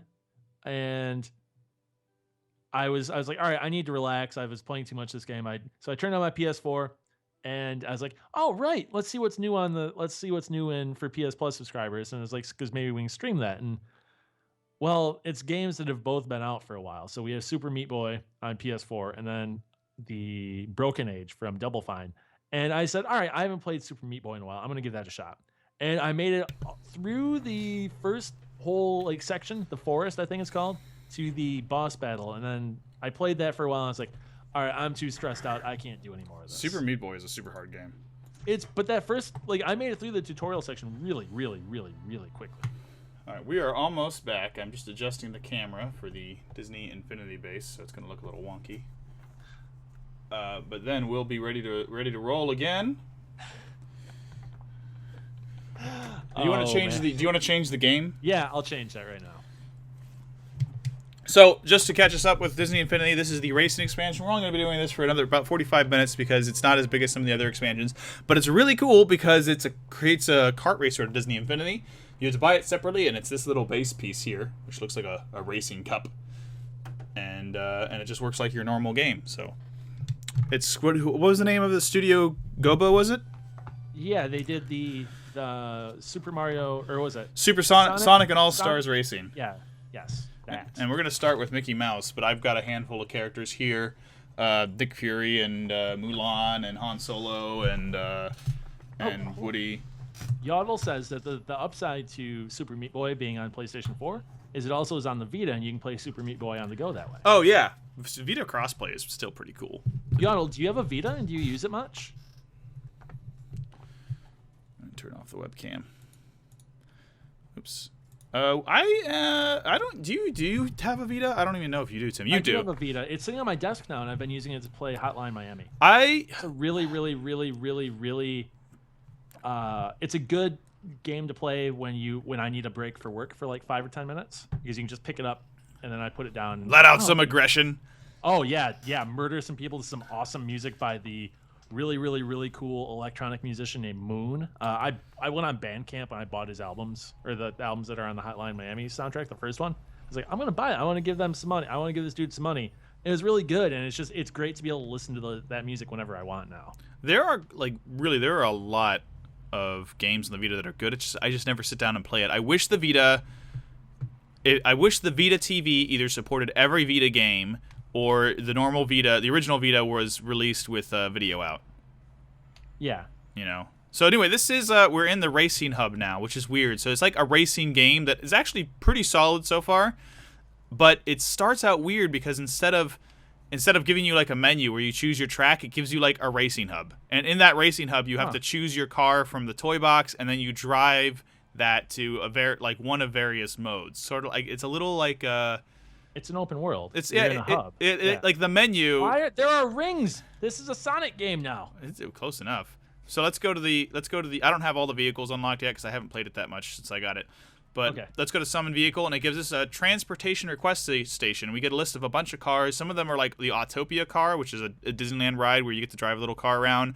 You have the Vanellope's candy cart from Wreck-It Ralph, the Incredicar from The Incredibles, a golf cart from Gravity Falls, the Splash Mountain Log, which is one of my favorites, a teacup ride from Disneyland, and a whole bunch of things from various movies. I think you should do the teacup because it has no wheels. Oh, and the Luke Speeder's Land Speeders. Neither does the Splash Mountain Log. We'll do them both. Let's do the teacup first, Mickey Mouse and the teacup ride.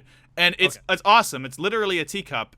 And it goes on its own, and it goes forward, and it goes straight, and that makes sense. But when you turn, it starts... Is that a pod racer? It starts spinning around. Oh, yeah, there's a pod racer. You want to do the pod racer instead? Oh, God. No, we need to do the teacup first. We need to do the pod racer next. But, so my best friend, Josh, he recently got a Dreamcast. Or I found, my apartment building for a while, it had a free room where people just dump stuff. Oh, yeah. And I grabbed 2 Dreamcasts, and I gave Josh one, and I have one myself, and he cleaned them all up, and he gave me the one back. But he bought Episode 1 Racer on Dreamcast. Did they? Was that ported to Racer? The N64 game was good.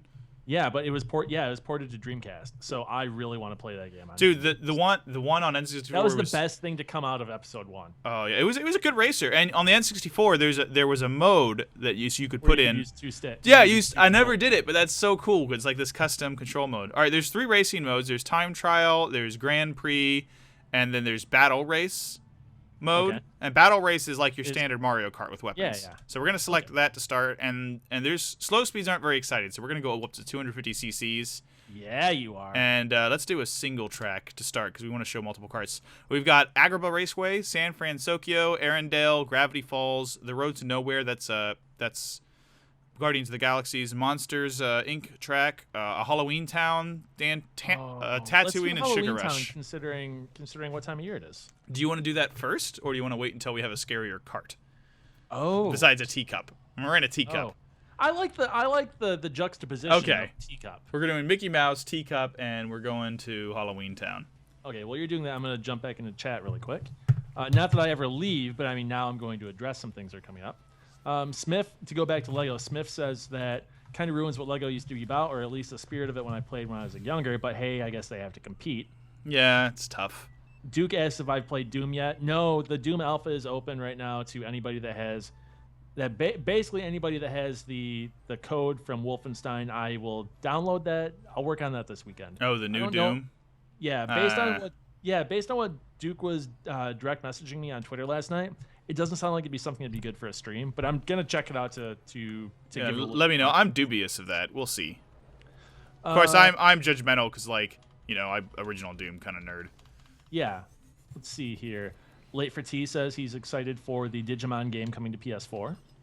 Ikari is in the same boat as me. Got an A+ on every level in Light and Dark, all the bandages, and was like, well, enough of that for Super Meat Boy. And Duke asks, how many bases do you own, Sean?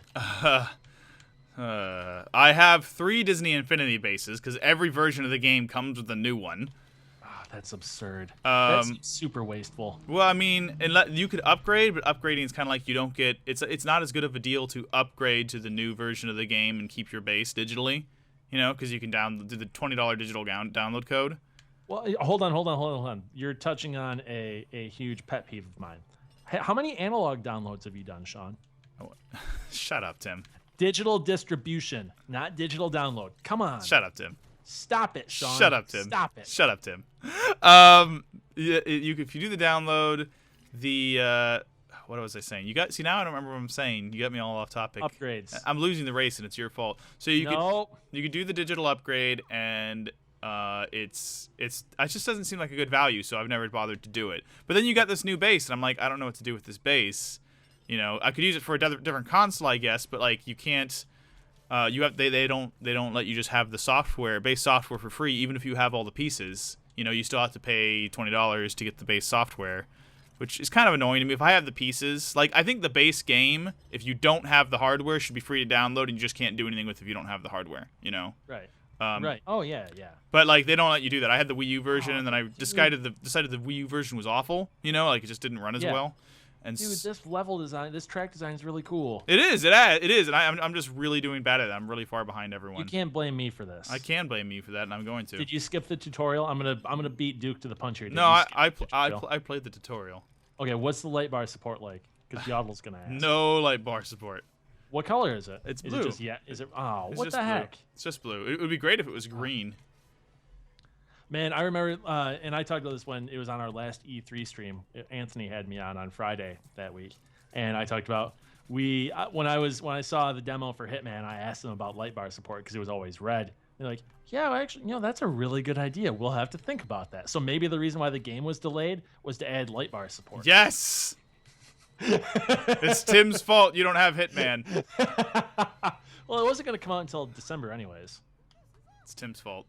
Let's see here. So Ikari says he has a Vita but never used it, and the last time was for Final Fantasy X. Went home for Christmas, and mind you, Ikari lives in Japan. Says that he went home for Christmas, demolished it, got the full sphere grids for all the characters, and platinumed it. Ooh, nice. Yodel says that the clamshell design on the 3DS makes it more likely to travel in his jacket pocket. Yeah, especially if you have a smaller one. Like the big one, I found it's hard for me to use to travel with. Yeah. But the small one, I have no problem with. I would be able to put it in almost anything. Yeah. Phrasing. Since I've upgraded, I'm not paying attention. Phrasing. I'm not acknowledging you. Since I've upgraded, I've hardly brought it with me. Yeah. Let's see here. Duke says he wishes the Vita had R1 and R2 buttons. I'm gonna guess he's L1 and R1 or R2 and L2 buttons. Yeah, he's right. They don't have triggers, I guess. Yeah, they have on-screen things for when you use streaming. Yep. Let's see here. I am losing so badly. Yodel, when we were talking about the dual controller setup for Episode 1 Racer, Yodel says that's like the NES version of Smash TV that supported 2 controllers for 1 player. Or if you're crazy, you could use 2 NES Advantage controllers for the authentic arcade experience. Oh, man. The NES Advantage was a good controller, though. Duke says he was talking about the... what the heck? The Doom beta, or alpha, he says that he didn't have a code and he got to sign up. He says it's blocked and you can't stream it, by the way. That makes sense because I know that when id first showed off Doom, they did it via they didn't stream the broadcast from QuakeCon last year. They just said, like, I saw people talking about it on Twitter, but that was it. And they were like, we're not streaming this because we don't want the wider world to see this and then immediately make judgments.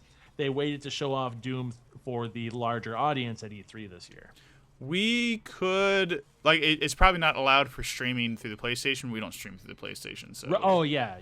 Yeah, it wouldn't be able to. But I mean, it depends on. Well, let me look. I'll see if there's even a title card on Twitch. Well, the beta also might, ban you if you get caught streaming. Like, that's a thing some betas do. They'll even put your username somewhere as a watermark. Oh. Oh, okay, yeah. It's in the beta policies. If you agree to play the beta, you agree not to stream it. So. Right. Oh, okay. Yeah, I'm looking, and there isn't really any. Like, the new Doom is just called Doom. Doom is on the streaming broadcast list. Is it the new Doom or just Doom? It just says Doom.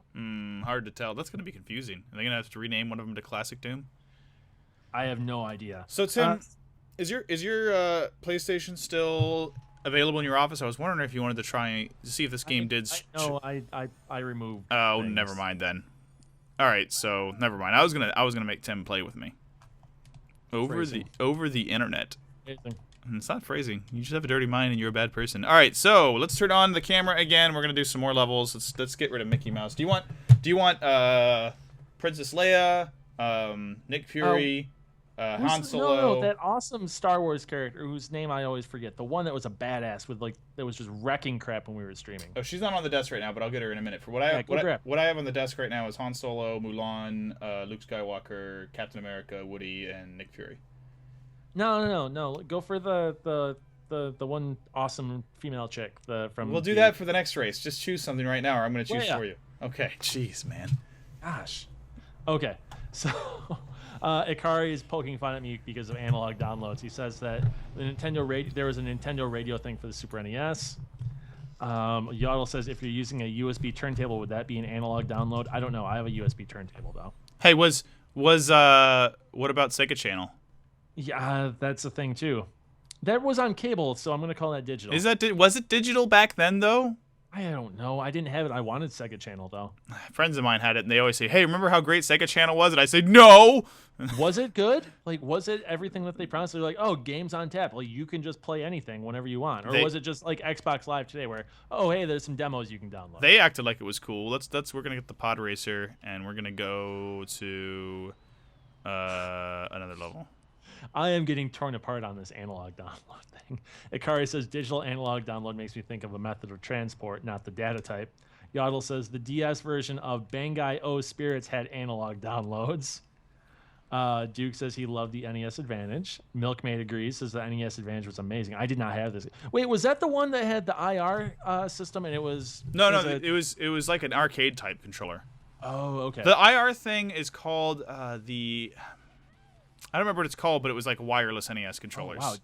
Duke says that if you stream Doom, there's a watermark with your username all over it. Yeah. You digitally sign a waiver, and it says they will ban you from all of their games. Holy cow. Right. So, like, a lot of MMOs are like that during their betas. Betas are super serious. So if we wanted to stream it's not even a beta, it's an alpha. Well, then even more so. Alphas especially. You'd have to get special permission and then ask. And then if we... See, as opposed to for us doing it versus just, like Duke streaming, like...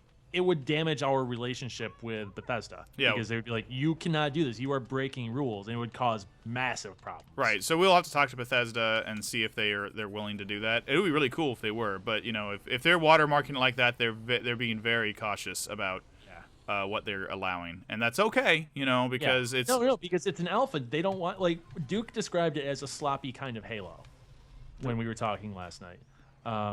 Right. Yeah. Oh, also, if you guys want to follow us on Twitter, Duke and I talk all the time. Yaddle, he's kind of antisocial. I'm gonna. Yaddle, you might be horrified to learn this, but I had Taco Bell 2 nights in a row this week because I was broken. Broken by Yaddle? No, I was broken by this week and my workload this week. Oh yeah. I do have 2 1.5-inch thick T-bones thawing out in the fridge though. Those have medium rare on Sunday night written all over them. I deserve this. I tried to cook some stovetop macaroni and cheese last night instead of going to fast food just because I wanted to be healthy. And I wound up making my microwave catch on fire despite not using it to cook the macaroni and cheese. Sean sent me these pictures last night. I was like, oh my, Sean, what are you doing? What are you doing? My microwave, I tried to use my microwave as a timer. The science of it. I just, yeah, how did I do it? I was cooking on the stove and my microwave caught fire. Also, I didn't realize how much 2 pounds of macaroni was, like raw macaroni. Dude, that's a lot. Oh my gosh, I have so much. Wow, what is happening? Oh my gosh, you're going to see this in a minute, Tim. I just broke this game so bad. Oh, okay, we're back. Oh, this reminds me of Rainbow Road a little bit. This is a hard level. This is the road to nowhere from Guardians of the Galaxy. And I am doing really bad, and I'm not even on. I actually toned the speed down, but it is hard to maneuver this vehicle because oddly enough, the pod racer has a really slow turn. Yeah. Like it doesn't turn as sharply as some of the other vehicles feels like they do. And I'm having a really hard time staying on the track here. It's very Rainbow Road. Oh, all right, here we go. So, Yoddles was talking about, the black and blue third wireless controllers. That was a joint thing between Nintendo and Acclaim. I looked this up because I wrote a feature earlier this year, a gallery post about the evolution of modern video game controllers. And I was talking to Joseph, our overlord and editor, and he goes, wait, there weren't... He goes, I remember a wireless Nintendo controller. And I said, I looked, and I couldn't include it because I couldn't find any really good pictures, but it was a joint effort between Nintendo and Acclaim. It was really weird. I'll see if I can find the image really quick. Oh, you're missing the wrong thing. I think it was called the NES Satellite. There is an official Nintendo one. It's not an official Nintendo controller. It's a base station you plug into the front of the Nintendo, and then there is a 4 ports... Oh, here it is. I found it. It's the double player is what it's called. That's not what I'm talking about. No, but this is what I'm talking about. I'm going to drop this into the chat. Right. I think my parents had these. Google NES Satellite, I think what it is. It's a base station that you put like over by your easy chair or something, and it has 4 NES controller ports in it. So it's still wired, but it's only wired to your chair, and then that base station beams it across the room to the Nintendo. So you can be far away and have 4 players. I don't know what game used that. But Ikari says that he should finally try Taco Bell, the first one outside of a U.S. military base, opened in Japan recently. Dude, you need to get Taco Bell. It's Japanese Taco Bell. Do they have special Japanese tacos like all the other fast food in Japan? Well, that's the thing is, So our editor or our coworker Matt Smith, he lives in Japan, and he goes to like the Burger Kings and the McDonald's stuff. He had one of the black squid ink burgers at Burger King. Oh, weird. Yeah, it's just. And now, what is it? Burger King's bringing the black burger to America, but they aren't using squid ink. I think they're just like, oh, it's black barbecue now, which is weird. Is it? It's for Halloween. They probably never used squid ink. It was probably just food coloring. No, I would imagine that Japanese, like they use probably really low grade because it's fast food, really low grade squid ink in their buns to dye them that color. Something I don't know. Racist. But Ikari says that Mexican is the hardest of the food genres to find in Japan. I believe that. I think Matt has talked about that too. Like it's easier to find KFC, Kentucky Fried Chicken. That's because KFC is a Christmas tradition in Japan. Really? Yeah, that's a thing. They had a marketing campaign that went over really well, and so it's completely considered normal for the Christmas dinner to be KFC. It's their busiest time of the year over there. Wow. Isn't that weird? Yeah, dude. Man, wow. Like I love KFC. That's like the weirdest thing, but it's a tradition over there. And but the other thing that sucks about KFC in Japan is, we're talking about fast food cast now, is their fries aren't the big fancy cut fries. They're just normal French fries. Let's see here. Yodel is talking about me shaming him on Twitter. He says he's had his Twitter account since 2010, 87 tweets. Yodel says there's also the NES 4-score, and that one was wired. And Ikari says that the black ink burger was premium because it's in it's in Japan, but it was so because the black burger was squid ink, and Late for Tea says for the US burger it's A1 sauce, and Ikari says that squid ink pasta is a thing there. He says reserve your chicken months in advance. No mashed potatoes. What is this madness? This is insane. It's for real. You have to reserve it months in advance. It's a huge deal, and it's the weirdest thing, That is awesome. Like that's super cool. Like I find that really, really, really interesting. Yeah, it's crazy. All right, I have a bunch of new characters now, by the way. I've got, and people can say if they want more reloading. We've got Ahsoka, like you said. I've got Jack Sparrow. Oh, okay. I'm going to drop that in the chat, and everybody else can pick them out, okay? Okay. Ahsoka, Jack Sparrow, Phineas, Barbossa, Darth Vader, Luke Skywalker, Mulan, Woody, Olaf, Captain America, Mickey Mouse, and Han Solo, and Nick Fury. All those choices and more. But those are the ones I have in front of me right now. So choose one of those, and we'll go to it in just a minute. In the meantime, I'm going to look at what kind of boats we have, or I mean ships or cars, whatever. Prince Nightstar says Captain America. Captain America. All right, if we get, we're gonna do that. We're gonna do that for now. Oh, we got a Woody. Car, it says Woody. We're gonna wait and see if we got any doubles. Like whoever, we got to get more than one vote. Yeah. Cap or Nick. So far that's 2 for Cap. Yeah, 2 for Cap. So we'll start with Cap unless all of a sudden people start going crazy about Olaf or something, and then we'll switch to the next ones. So I was talking to a friend of mine that's way into comic books, and he said it's kind of crazy for him that the Avengers are so popular now because that was a third-rate superhero team. Third-rate superhero team? Like, yeah. well, I mean, I guess there was X-Men, but I mean, Marvel, it was. Yeah, but he said like Iron Man and the Hulk and like Captain America were never huge things for Marvel, like at all. Well, Spider-Man was. Like, Iron Man was not super popular. He said. No, Spider-Man was the big deal. Yeah. So do we want him to drive an appropriate car like the Shield emergency vehicle or something like the Splash Mountain log? Splash Mountain log. Okay, so Milkmaid's correct me in saying B team. It was second rate. Wouldn't say third rate, and he's a huge Marvel kid. Like, I mean, it grew a lot, but I mean, the Avengers characters, like, they got bigger and bigger. Blown up. Yeah. Oh my god. And I think Civil War, the comic, not the movie, had a lot to do with that. But check out this log. This is an amazing. This is my favorite car. Log. It's better than bad. It's good. It is. Log. It's big. It's hard. It's wood. That is not what it was. Nope, phrasing. That was not it. That was phrasing like crazy. Like though. crazy. Holy cow. But it's a really cool because like underneath it it's there's water, so it's like the Splash Mountain ride. It is a really cool. Oh, dude, this is rad. It is rad, yeah. See, whenever we play the Disney games, I get happy. I don't know why, but like all of my jadedness falls away, and I'm just happy because they're so like they're these. I don't know. It's like joy in a box. Like they're just cool little details like that. They do a good job. So let's do a single track race, and what's good for a log? Not an axe. Gravity. Let's do Gravity Falls because that takes place in Oregon, and there's a lot of wood in Oregon.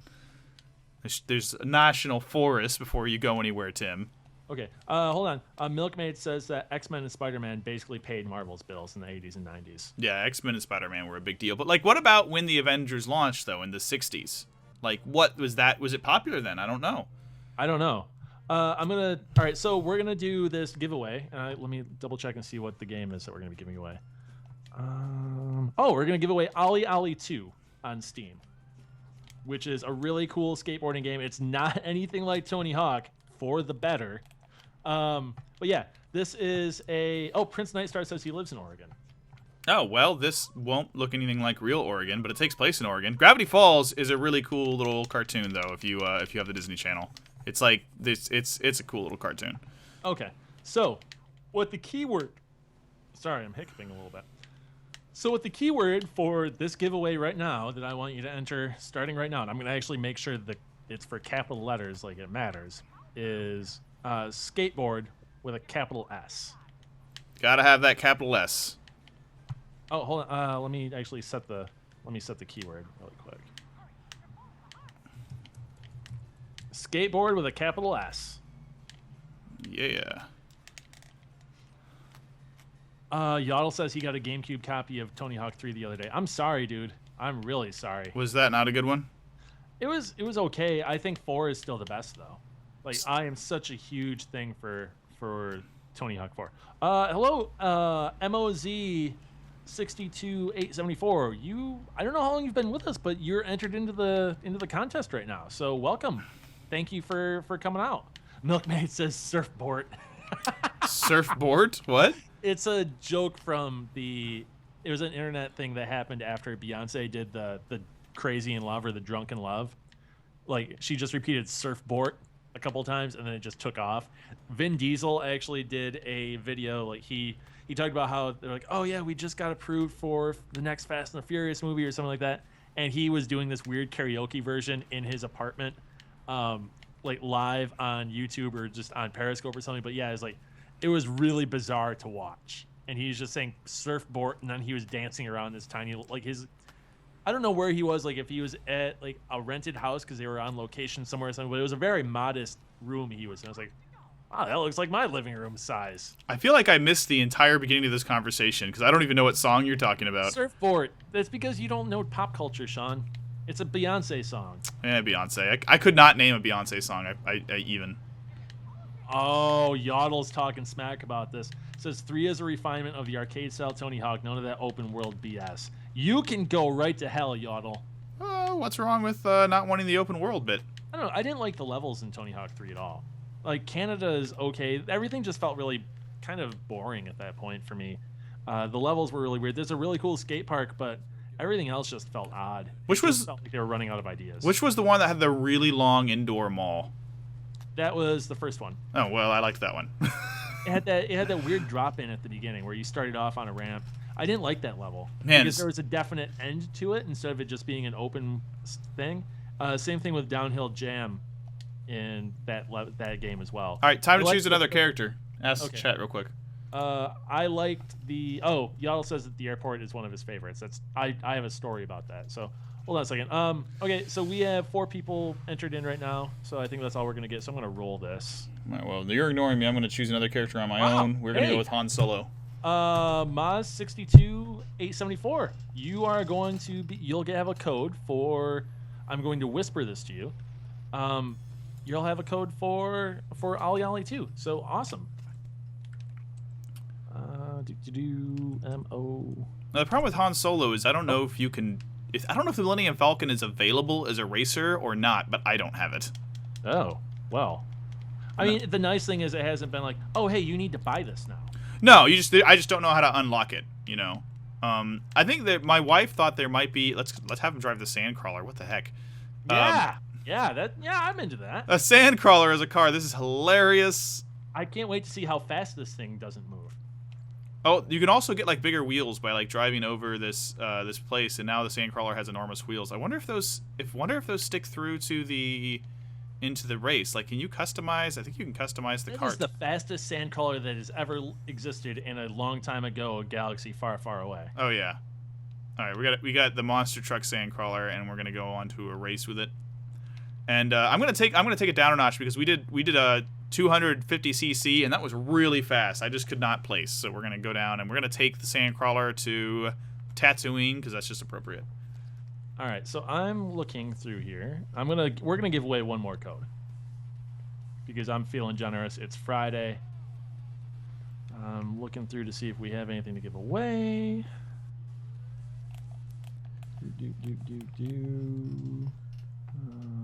Why don't you do that quietly, and then I'll just talk about the game. Because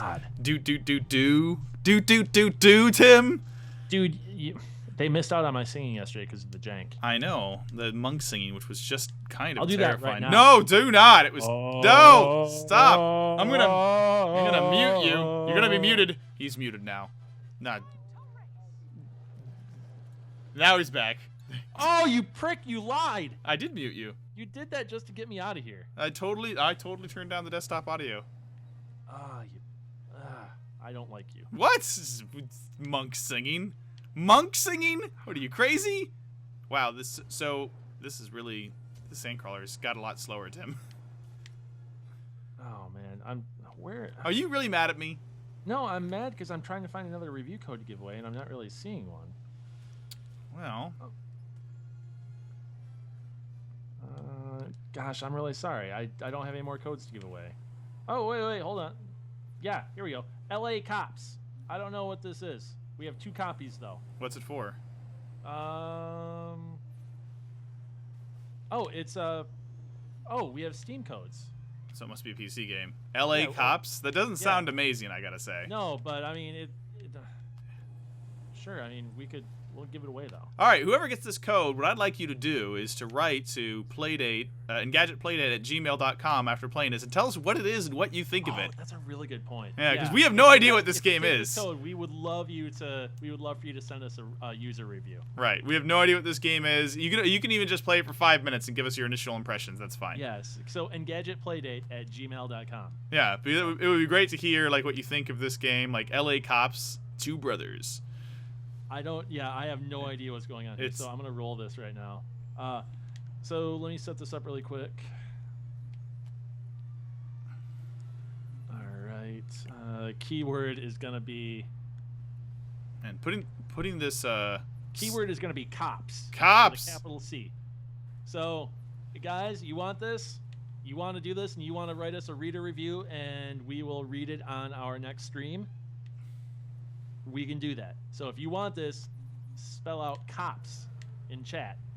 Capital COPS. Oof. And we have 2 of them. We actually have 2 codes. So there's 2 to give away. Yeah. These are PC codes. Just so you guys know. These are PC codes. All right, we got Duke, we got Akari, we got Milkmaid. Oh man, Duke, Narc was an epic game. While you're at it, why don't you quickly regale us with your favorite cop story, chat people? Well, maybe not. Actually, I don't want to get negative. Milkmaid says bad boys, and then pigs. Well, so Tim, I want to talk before we only got about 15 minutes left. I want to talk a little about this game. Oh, hold on. We can do that, but I want to talk about. Yaddle was talking about the airport level in Tony Hawk 3. So I hadn't been in an airport since I was a little child, until it was when I graduated. After I graduated high school, my family we won a trip to Disney in Florida. And you actually won a trip somewhere? Yeah. All expenses paid. We stayed at the Hawaiian. From what? Polynesian resort. You know, like you go into a grocery store and there'd be those drop boxes, be like, "Oh, sign up for your chance to win something." Well, I won one. Wow, like I kind of just imagined that there were never actually any winners. My mom, what she would do is she would fill those out and she would put the names down of everybody in our family. So you would have like 5 entries. Yeah. Oh, yeah, definitely. Like it's still pretty amazing.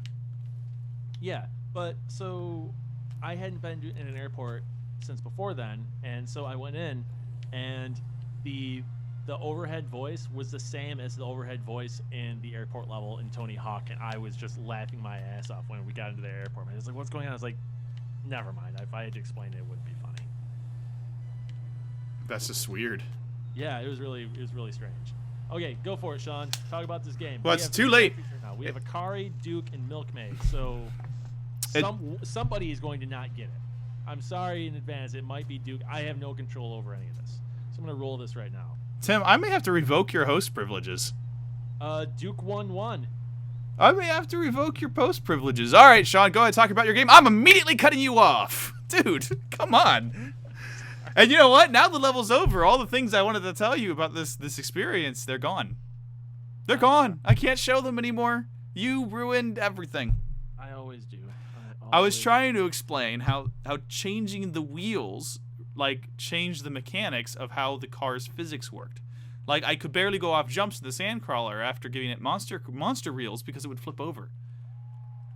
Oh, I'm sorry. Well, it was interesting. It's interesting because this isn't it's not like a normal kart racer.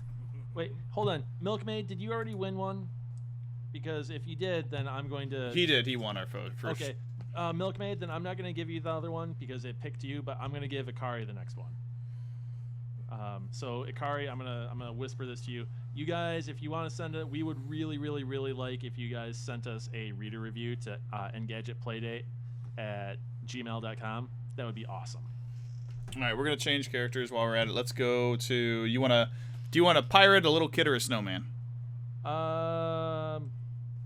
Snowman. All right, let's go. Wait, no, not Snowman because it's voiced by Josh Gad, and in the movie Pixels, he had sex with Qbert. I don't think that the game version's voiced by Josh Gad. I don't care. I'm not supporting Josh Gad in any sense. Well, now I'm doing it just to bug you. No, Sean, do not. Can't stop me. Oh, I hate you. He did a good job in Frozen, though. I'm sure he did, but he immediately ruined any goodwill that he could have possibly had by me when he had sex with Qbert in Pixels. All right, you don't blame him for that. You blame Adam Sandler for that. I blame him because he could have said, no, I don't agree to this. No, he couldn't have said no because... he could have. Yeah, and actors have done that before. Sure, he could say no, and then the contract would probably cost him, thousands and thousands of dollars. I don't care. Screw that. Oh, I hate you, Sean. What? Just saying, he made a bad deal. He probably didn't like it either. I hope he didn't like it, golly. I don't know, he also has been on the record as saying that the Angry Birds movie is very subtle and thoughtful. Subtle and thoughtful. Won't you be embarrassed when it turns out he's right? Yeah, that movie looks terrible. It looks like such a by the numbers film. like painfully by the numbers. All right, we're gonna go do Sugar Rush now. Okay. Oh man. Now I'm going into a diabetic coma just looking at this car. Oh man, yeah. Have you not seen that movie, Wreck-It Ralph? If I need to buy that. So Wreck-It Ralph, like remember we when had a conversation about this before. Remember when we played Star Wars and I was complaining that there was no Disney Wreck-It Ralph game? Yeah, well, like, now you have one. Well, I have one level of it, which is almost close enough. It could have been a whole game on its own. But like, yeah, it was a kart racer. It was very obviously Mario Kart. And so it's just wait till you see the level. All candy everywhere. Oh, so it is like the Diabetes Falls map in Mario Kart. Yeah, it's basically this probably inspired that. The Diabetes Falls might be better. This is like the audience is candy, like the track is candy. It's all candy. Everything's candy. In fact, I'm pretty sure the track is the sour belts, which is one of my favorite kinds of candy. Oh. Yeah, I love sour belts. See, I don't go for sugary candy. I go for chocolate candy. I don't go for just straight up sugar candy. I don't really go up for sugar candy. I just like sour things, you know. So like and you can't really have sour chocolate. That's gross. Yodel asks, have either of you had a chance to play the Fix-It Felix arcade machine? Yes, they had some of them in Disneyland for a while. They don't really have any of them anymore because they're converting. They're doing a bunch of construction in Tomorrowland, which is where the arcade used to be in Disneyland. And there's rumors they're going to convert it into a meet and greet for Star Wars characters. Oh, hey. Yeah, so it's not clear though. Disney's being very subtle about what they're doing right now. They're just not making it clear, or there's a lot of rumors that sort of conflict with things. So, Yodel says it makes an appearance at California Extreme every year. Oh yeah, it's a cool little game. It's not perfect, but the arcade version, so you can download it on your phone. But that version's easy. The version you could play in the arcade, it's a really, really hard arcade game. It's like legitimately difficult. Oh. And so like this game does. Oh man, I think it might be the color palette. It's so refreshing and it makes me happy. Yeah, you know, they're not the best. Disney Infinity, just dude, like, you know, I was angry while I was watching Lego, and now I'm just happy. Lego's all right. It's just I don't have as much fun with it, and I think that might be growing pains because this is Disney's third version of the Toys to Life game. They finally know what they're doing, you know. Yeah, and go ahead. It's gotten so much better, so I kind of want to give Lego a little benefit of the doubt. Yeah, because this is the third version. Well, but the same thing though. If you look at Skylanders, that was the first out of the gate with Toys to Life, and it's still very obnoxiously selling you things. That's true. They decided that's what works for them. Yeah, that's true. Well, I mean, it is also an Activision. This is a negative power up. My car just turned into a jalopy. Milkmaid says that we need a regular old podcast. We don't have one already. There isn't enough time to devote to that and this, so you can consider this a live podcast 3 times a week. No, yeah, we don't have any. I mean, I guess if Tim and I really wanted to, but we don't have time. We could strip the audio out on those. Well, not even that. Oh, go ahead. I mean, we could do one outside of Engadget, but we don't have time. No, neither one of us have time. To be honest, that would be cool, but I just don't think we could get away with it. Ikari says that LA Cops does work on Mac. Surprised by that. 1 gigabyte too, rather large game. Well, everything we're giving away are indie codes. Like that's what I get. We get those sent to us all the time. But the thing is we have a Steam Press account, so we don't particularly need download codes. The download codes are sent in advance by game publishers or the public relations people. Sometimes, but we don't always need those. So yeah, and sometimes they're sent to us unsolicited, and we don't. 99% of the time they're sent to us unsolicited. Right, and we don't have time to do anything with them or plans to do anything with them, so it's kind of like, well, let's just give them away and let you guys have some fun because we're not going to use them, you know.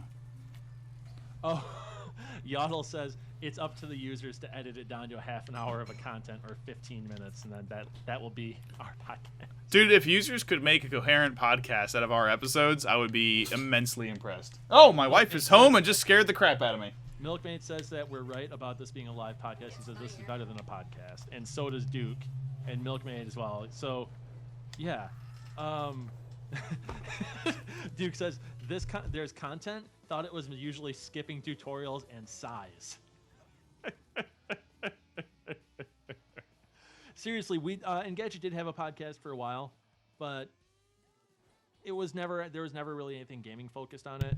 and it was always usually only an hour or two a week. Whereas this, if you think about it, this is live. We get to talk with you guys. But to be fair, I was on the Engadget podcast once, and it was much in the same way. It was using a different thing where it would have people in chat. We would be answering questions in chat and stuff and monitoring that the whole time. But this is basically a live podcast for us. Yeah, sort of. It's basically the same production process of podcasts, except for we don't have show notes. Like sometimes when you do a podcast, you'll say we're going to talk about these topics and go through these beats, and you'll have sections that you do. With this, we're just kind of like we talk about the game, but unless we have and sometimes we talk about it ahead of time. There have been a couple streams like we're going to cover this and this and this because they need to be talked about. Now I've thought about doing like a structure and stuff, but honestly, I like just our free flowing conversations a lot better. Yeah, that's worked for us. For a lot of shows, that doesn't work. We need to choose a new character. I'm going to go with a pirate. Do you want Barbossa or Jack Sparrow? Barbossa. He's got a monkey on his hand. It's really cool. Awesome. Milkmaid says that he finds himself enjoying the conversation more than the game, and Duke says that it's never about the game. And Duke says it's all about the community. Yaddle says a super cut of Tim sighing would get upsetting rather quickly. Well, most of the reasons you got to have some legitimate reasons to sigh, man. Yeah. Duke says just 20 minutes YouTube video of me sighing. Nightshade is back. Oh, right. Parsley sauce and the 3 pepper sauce. 3 pepper. Oh God, you need to mix those. It is incredible. I have a gastrointestinal issue that prevents me from eating spicy stuff anymore. But oh my God, it was mixing that was incredible. What is this thing? I'm gonna dive into our. Oh God, I don't know what our new password is. I'm gonna dive into our Playdate Gmail account and see if there's been anything new. Yeah, go ahead and check that out. That might not have been changed actually to the new password since we maintained that. We'll find out real quick. Well, I did give that over to. Oh no, the password has changed. I will jump in. I will grab the other password. Let's see here. So, one other side effect of doing live streams or podcasting, we're gonna have a pirate on a motorcycle here. Side effect. Well, see, hold on. Yeah, I think you might. I'm not sure where you're gonna go with this, but yeah, you have no idea where I'm going. It is a negative connotation. It is that you have if you're doing it the way we do it, is you want to be able to hear what you're doing on the show and have control of that situation. So you wear big, thick headphones. And so for the last 10 minutes, my wife has been behind me doing chores, and I thought she was at work. It was really weird. And she scares me sometimes. So if I pop up screaming on the podcast, you can blame Susie. I was looking. We don't have any user reviews yet, but we do have some new Mario Maker levels. We have a bunch of Mario Maker levels. Let's see. Are there any? Dang, there are no Grand Prix races that don't have things we've already seen. Let's go to. Hey, where is? Oh, okay. Now, was this racing expansion? Is this something that you had to buy, or is this just a title update? No, it's something that sold separately for like $15 or something. Okay, and I'm gonna assume we got a download code for it. Well, there's no codes for it because everything's physical. Oh, so you got a new packet or some new toys and stuff to go with it? No, they just sent it in the mail with the and you can buy it too. It came out on the. Well, no, that's what I was asking. It was like, so how much does this cost to add on to your game? I'm playing, so I can't look. But if you check out Amazon for Toy Box Speedway, it'll come up. I think it's like $14. Maybe it's $20. Because most of the expansion sets were $30. Okay, yeah, it's $20. It's like $20, so it's not that bad, and it's not like a full. It's just like a code in a box. I'm trying to figure this out. No, it's a little disc that you put on the thing. Like I showed you. I gotta turn it on. Yeah, okay. This is what you get for not right here. I paid attention. I didn't know what it was. It was like a clear plastic disc. Yeah, it was that little clear plastic disc. And how much stuff does it add? Like, do you feel like this is a good value? Well, I mean, it's only like $20, and it's okay kart racing. It's not amazing. Like, it's not Mario Kart level. I don't know if it's All Stars transformed level or not either. Okay. Yeah, I see it now. I didn't know what that was at first when you just had it up. Right, but I mean, it's good. I mean, and some of the level designs are great. Like this Monsters Inc. level, it looks really good. It's a good design. Yeah, I like the idea of it was like the door factory, basically. Right, it's the door factory. Door library, rather. Wherever they keep it, yeah. And it's good, but I mean, is it enough to be its own game? I was hoping it would be so good it would be like good enough to have been its own racing game. It's not quite there, but if they keep doing this, it might be the next generation. And there's not that many levels. Maybe there's more. I haven't unlocked them. I was gonna say, how many tracks are there? Before we stop, we'll check it out. But there's like 10, I think, maybe. Okay. But it's not like Mario Kart where you get a whole lot of tracks. So they're $2 a piece. Sort of, yeah. And you know, it's actually, yeah, it's a good way to look at it. They're like $2 a piece because and all the vehicles. I think any vehicle you can get in toy box mode will be available in this mode as well. I'm not 100% sure, like I said, because I haven't played a lot of it. Just been too busy to play it personally. Wow, that was really cool. I like ground on the top of a half pipe there. Now, is this going to be a sort of thing that is continuously updated, or is it like, all right, we're done with the racing stuff? I don't know. I haven't asked them. Okay. All right. But it would be. I hope that they do more. I think that they probably won't, because most of the time Disney Infinity releases something like this is the complete package. But again, the question is, I don't know if you can unlock tracks or not, because it's not something. Does this feel like a complete package? Does this feel like it's worth $20? I mean, $20 isn't very much, dude. Not for it's not for a little racing game. And so I mean, I took myself out to I had a beer the other day with I'm going to call it Linner, Wednesday, Thursday, I don't remember. But yeah, it was like $22 for a huge thing of really, really good jambalaya and a beer and a tip. So, right. Yeah. It's not that much, especially for like a little game. Considering, and it's for a $20 game, yeah, it's not that bad. And considering it's part of the larger game, and it's something else to do. But now, is there local play with this? Yes. You get a local multiplayer, which I wanted to do with you, but we didn't get streaming to work earlier, so we haven't tried it. One thing I think is though I keep coming back with Disney Infinity, I really like Disney Infinity, and I like some of the toys, but I don't know if I like the toys, which is one of the nice things about the PC version of the game, which isn't out yet for 3.0, is you don't technically have to have them. Though when I got this, it didn't seem to come with a code, which concerns me. Like, is this not available on the PC version? I gotta go back to the box to see if it comes with it. Or just ping the public relations people and see if there is a code. But I mean, that's the deal with that's the nice thing about Disney Infinity is you have cross-play on PC. So if you don't necessarily want to pay as much, you can be cheaper, and you can also have an all-digital version of the game that way. But I kind of wish you also had that option on PS4. Like, because this is such a cool little addition, but I don't feel like it needs that physical disc. That doesn't add to the experience the same way, like adding my own toy there. Or your power discs underneath the different ones, right? Right, well, I don't like the power discs to begin with, personally. I think they're... So does that fall into does that disc fall into the same way as the power discs then for you? Well, yeah, it's just, it doesn't seem like it... Well, the power discs, I feel like, that's Disney's exploitative thing, because, like, certain things you can only get with the power discs, and I dislike that. The toys, though, like...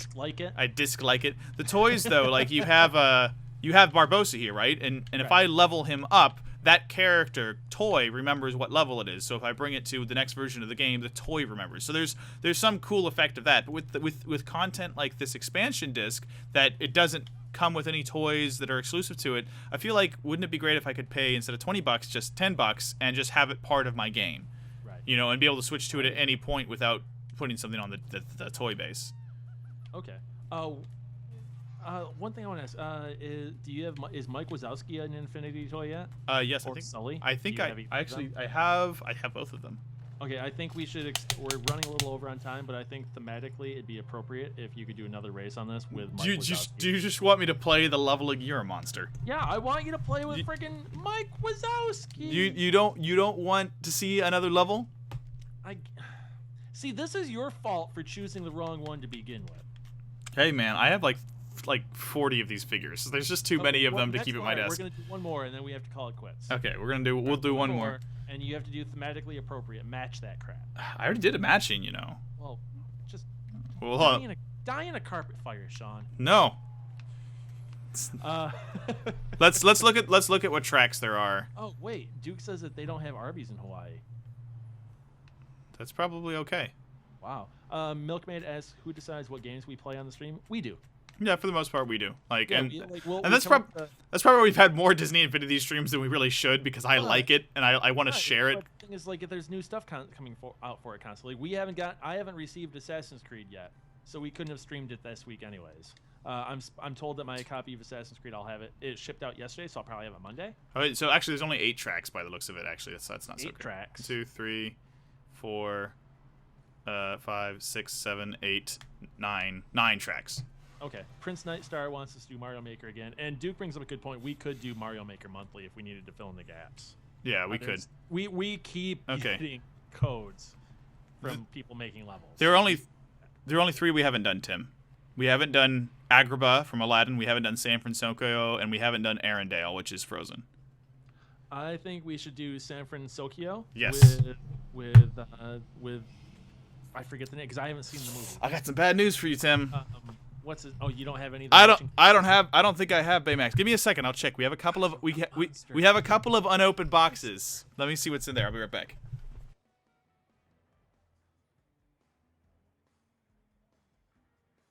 Ikari, you already had your first butt in Assassin's Creed. A guy got stuck. Oh, a bug. Okay, guy got stuck in a horse buggy wheel. Prince Nightstar, you missed another giveaway. Did another Steam code, and I looked for more stuff to give away, and I kind of have exhausted the reserves. I'm sure that I'll have some stuff coming up soon that we can give away, but I ran out of the stuff that we could give away.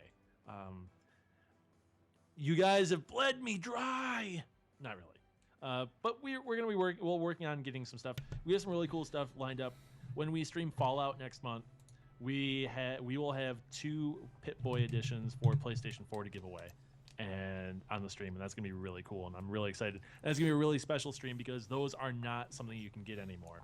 Our gaming overlord Joseph Volpe and myself, we pre-ordered those on the night of the Bethesda press conference after that ended in June back at E3, and we are going to be giving those away because we want to give our viewers some cool stuff. So yeah. So we definitely don't have any Big Hero 6. So what I'm going to do is do a credibly awful mix match. We're going to do the Luke's Land Speeder with a Pixar character. We're going to do Sadness because that's what I have. I have Sadness too, but for a different reason and not a physical toy. Oh, Tim. Well, there isn't a Big Hero 6 playset, so we never bought that because we didn't need extra characters. But we also noticed something about back to cars from Star Wars. They drive right-handed like Japanese cars. Oh, okay. Yeah, it's kind of weird. So let's check out San Francisco, and we'll go out on that. Battle race or normal race? If we go normal race, I'll go faster. If we do battle race, I'll go slower. Like CCs. Okay. You got to choose battle or normal. Tim. Battle. Okay, golly. I'm talking to chat.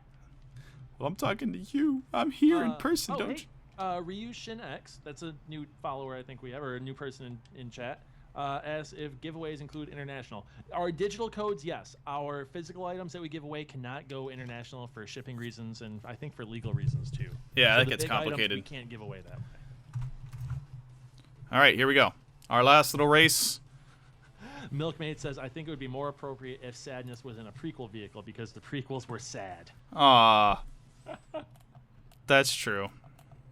But it's too late. We've already gotten... The only prequel vehicle I think I have is the Pod Racer, and we've already did that one. So I wanted to end on a sad and happy note, a bittersweet note, if you will. With San Francisco, which, like... San Francisco. I can't say it. You live in San Francisco. Yeah, but it's not as cool. I mean San Jose. It's not as cool as San Francisco, man. San Francisco. I need to see Big Hero 6. Oh, you so need to see it. It's such a cool. Should I just buy it on Blu-ray because it looks amazing? I think it's a good enough movie to own. We own it on Blu-ray, and I have no regrets. Okay. I also I just bought a bunch of cheap stuff on Amazon. I got some thematically appropriate Halloween stuff.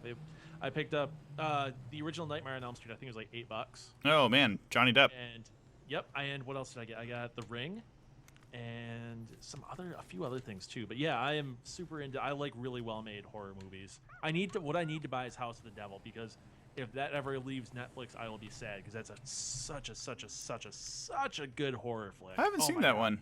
It's really good, dude. It feels like an 80s horror flick. It has the aesthetic down, the music, the camera. It's really, really good. I can't stress it enough for everybody. If you guys want a really cool horror movie that isn't super exploitative and just lots of gore and lots of if you want a really cool, just awesome horror movie, watch House of the Devil. It's on Netflix right now. Did you ever need to watch it. Tim, did you ever see Children of the Corn? I did not. I didn't see it either, but I saw a Nostalgia Critics video review of it recently, and I did not know that the creepiest leader kid of the cult in that movie was 25 when the movie. Yeah, he's one of those. Oh, go ahead. He was just one of those folks that had one of those conditions that made them look really young forever. So you mean what was his name? The kid from Sixth Sense, Haley Joel Osment? Is he like that? I don't know. He has facial hair now, and I saw a recent picture of him, and it was a little terrifying. It was kind of... No, more like, who is the kid from... Yeah, Webster. More like Webster. Emmanuel Lewis. Yeah. More like Webster. It was that kind of situation. And so that's why he was such a great actor, because you know how hard it is to find good child actors to be creepy kids. That's why he was so great, is because he wasn't a child actor. He was an experienced adult actor who just happened to look like a 10-year-old. Yaddle says he got Yarn Yoshi in the mail today. Now he can prove himself how much better at games he is compared to me. Oh man, that's not hard. No, it's not. Prince Nightstar, I wish we could give away the PC Pip-Boy edition, but I don't play on PC, and this is a thing that Joseph and I both pre-ordered for PS4. Yeah. So we're going to be giving away the copies of the game that we would have been playing ourselves, but due to other circumstances that I can't talk about, I was asked not to talk about it, but we're going to be giving those copies away. Right, we've decided to release those to you guys instead of having for ourselves, which is something our company lets us do. So it's cool. Unfortunately, we are not able to get. We asked about getting extra Pip-Boy editions to give away, and they're like, we just don't have the quantities, you know. Right. Let's see here. Nightshade says he used to live where Children of the Corn was filmed. Oh, cool. Sean, is there a reason why the stream is frozen? Is it frozen? It looks. It is on my end. It looks like it's still going on my end. Well, I mean, I'm not watching the stream. It stopped. It stopped. It says it's still streaming, dude. Now I'm gonna lose this race because hold on. Don't do anything. Don't worry about it. I'll take care of it. It might just be an issue on my end. Yeah, the Twitch player's been acting real weird since they switched over to HTML5. There we go. It's working. Thanks. Now we're losing the race, Tim. Now this is not my fault. It is your fault. I literally stopped to do it. Stop to look. Now I'm in 6th place. Tim. Okay, so we're running over time here. I just want to say again, thank you everybody for tuning in. You guys have been a great stream for us today. Thank you to everybody that's watching in the archives, both on Twitch and on AOL On. You guys are fantastic, and you guys mean an awful lot to us. Thank you so much for your support that way. We wish you could be here in a stream with us, and you should try that out. And one of the ways you can find out when we start streaming, so you can join us in with us, is by hitting that heart button underneath the player window on Twitch, and that will let you know whenever we go live, and it lets us know that you like what we're doing, and it lets did I screw that up? I think I might have screwed that up. It lets us know you like what we're doing, and it lets you know whenever we go live. So yeah, definitely give us a follow if you like what we're doing. We're not asking for much. Just click the heart button. Prince Nightstar says, thanks for the stream. You're welcome. Zomtastic, yes, that is a valid question asking AOL. Yes, AOL does exist. It employs Sean and myself and the rest of Engadget. It's interestingly enough, it no longer stands for America Online. They dissolved the acronym about 10 years ago.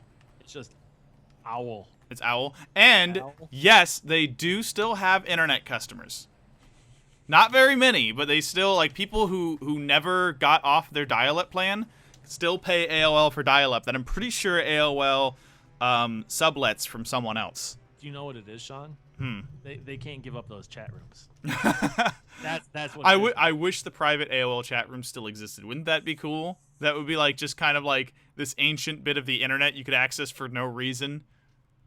Do you remember Nintendo's special secret AOL only site? They had a site that was only visible on AOL, and you could IGN had one too. And you could only access the cool part of the site if you clicked a hidden spot underneath Diddy Kong's hat. It was so cool. Yep, there was a bunch of stuff I remember my parents, they did a really smart thing, and my dad he shared. My dad still uses Earthlink. He had Earthlink dial-up, and he used to just share the account from between his business and our house, and he was like, all right, I'm done paying for 2 internet bills at once. I'm not going to pay for AOL and Earthlink, so we'll just pay for Earthlink. And so he did that. We got that set up, and I just used AOL Instant Messenger, and I've had the same screen name ever since. Which is? I'm not going to tell you that. It's similar to it's similar to my PlayStation ID handle, which is Bright Darkness. But it's probably spelled differently. Yeah, I've had that screen name since 2001. I did not have a good screen name until I got Shonikus. They were all really terrible, embarrassingly bad things. I remember my first one. It was like Adidas. It was Adida 17153. Oh, numbers! I refused to ever. I at least never had numbers. I let AOL pick my screen name at that point because I wanted Adidas Star for whatever reason. I didn't wear Adidas, but I wanted to, so I was like, oh, I'll just do this instead. So I have a family story about that real quick. All right. I have a grandpa. We're gonna go in a second. I had a grandpa. and his name we called him Jack. Right? I thought his name was Grandpa Jack my whole life. Later, I grew up and they found I was like, wait, why? Who's Armin? Right? And it's like, oh, that's your Grandpa Jack. I'm like, why is he called Armin? And so I went and I asked him once. He's like, well, when I was a kid, we didn't have any money, and I really wanted piano lessons to play a piano, and I didn't have a piano. But this kid down the street, Jack, had piano and piano lessons, and I was so mad at him that I said, well, I can't have what he has, but I'm going to take his name. And so he vindictively took this kid's name when he was like 10 or something and just stuck with him his whole life. Wow, there are a lot of people with numbers in their handles saying, what's wrong with numbers? Numbers are terrible, and you're bad people. Just get like... Wow! Wow! What about people that have like XX in their name so they can have their real name that they want in the middle of it? I mean, okay, numbers... How many people in our Twitch chat are you going to alienate right now? All right, let's be honest. Numbers, you can't avoid them because you want to have like your name, and you can't have it because everyone's got names. But like I always thought like if you had numbers in your names, I would always be like, I want something else, right? I don't want to have numbers in my name. Or then you have your year, and then everyone knows how old you are, like 1989 or whatever. Oh boy. Oh man. I don't like. Or it was 46290. Yeah, here's the thing. I legitimately think less of you if you have numbers in your name. I can't help it. I just do. I look down upon thee with numbers in thy name. Wow, Twitch chat. So if you guys want to direct your hate at Sean on the internet, on Twitter, I'm going to drop his name right now, and you can do that. There are no numbers in it, as you'll notice, and I've got that username everywhere. Wow. Sean, SP43. No, SP43. Did you unfollow the channel or Sean? Because you should just unfollow Sean. I do not agree with any of this. Although to be fair to me, technically, Shaunicus is misspelled because Spartacus only has one C in it. And on that note, everybody, thank you for tuning in. We're running overtime. We need to get back to our regularly scheduled Engadget duties. So thank you, everybody. We appreciate it. Come back next week for Halloween Extravaganza. We're starting out, I think it's Monday or Tuesday. I don't remember what day we're starting out with what. But we are going to be playing Condemned and Dead Space on Xbox 360. We're going to be playing on Wii U. We are going to be playing Year Walk, which was recently ported. And also, Fatal Frame, Maiden of the Blackwater. And on PlayStation 4, we're going to be playing Soma. And also, PT. The game that no longer exists. The game that game is the reason why I have not upgraded my PlayStation 4 hard drive yet. Because I'm afraid if I do that and I archive everything, I will not be able to re-download. I don't think you can. I think it stops. I almost accidentally deleted it the other day, and I was like, I had a sweaty moment, and I was like, oh yeah. Because I was clearing out the drive, and I was like, wait, what happened to PT? And I was like, okay, it's still there. Yeah. So we're gonna be playing that. We also it's looking like we're gonna have a developer stream next week, and that might be for Soma. And our wonderful coworker, Ms. Jess Condit, will be making her triumphant return on the stream to handle that interview. That'll be awesome. Look forward to that. We are super excited to have Jess back on the stream. And we can't wait. And we are super looking forward to the Halloween horror extravaganza next week. So be back if you dare. That's it for today. Like, subscribe, or whatever. We don't care. We'll see you next time. Subscribe. Follow. Follow. That's right. There you go. Follow and...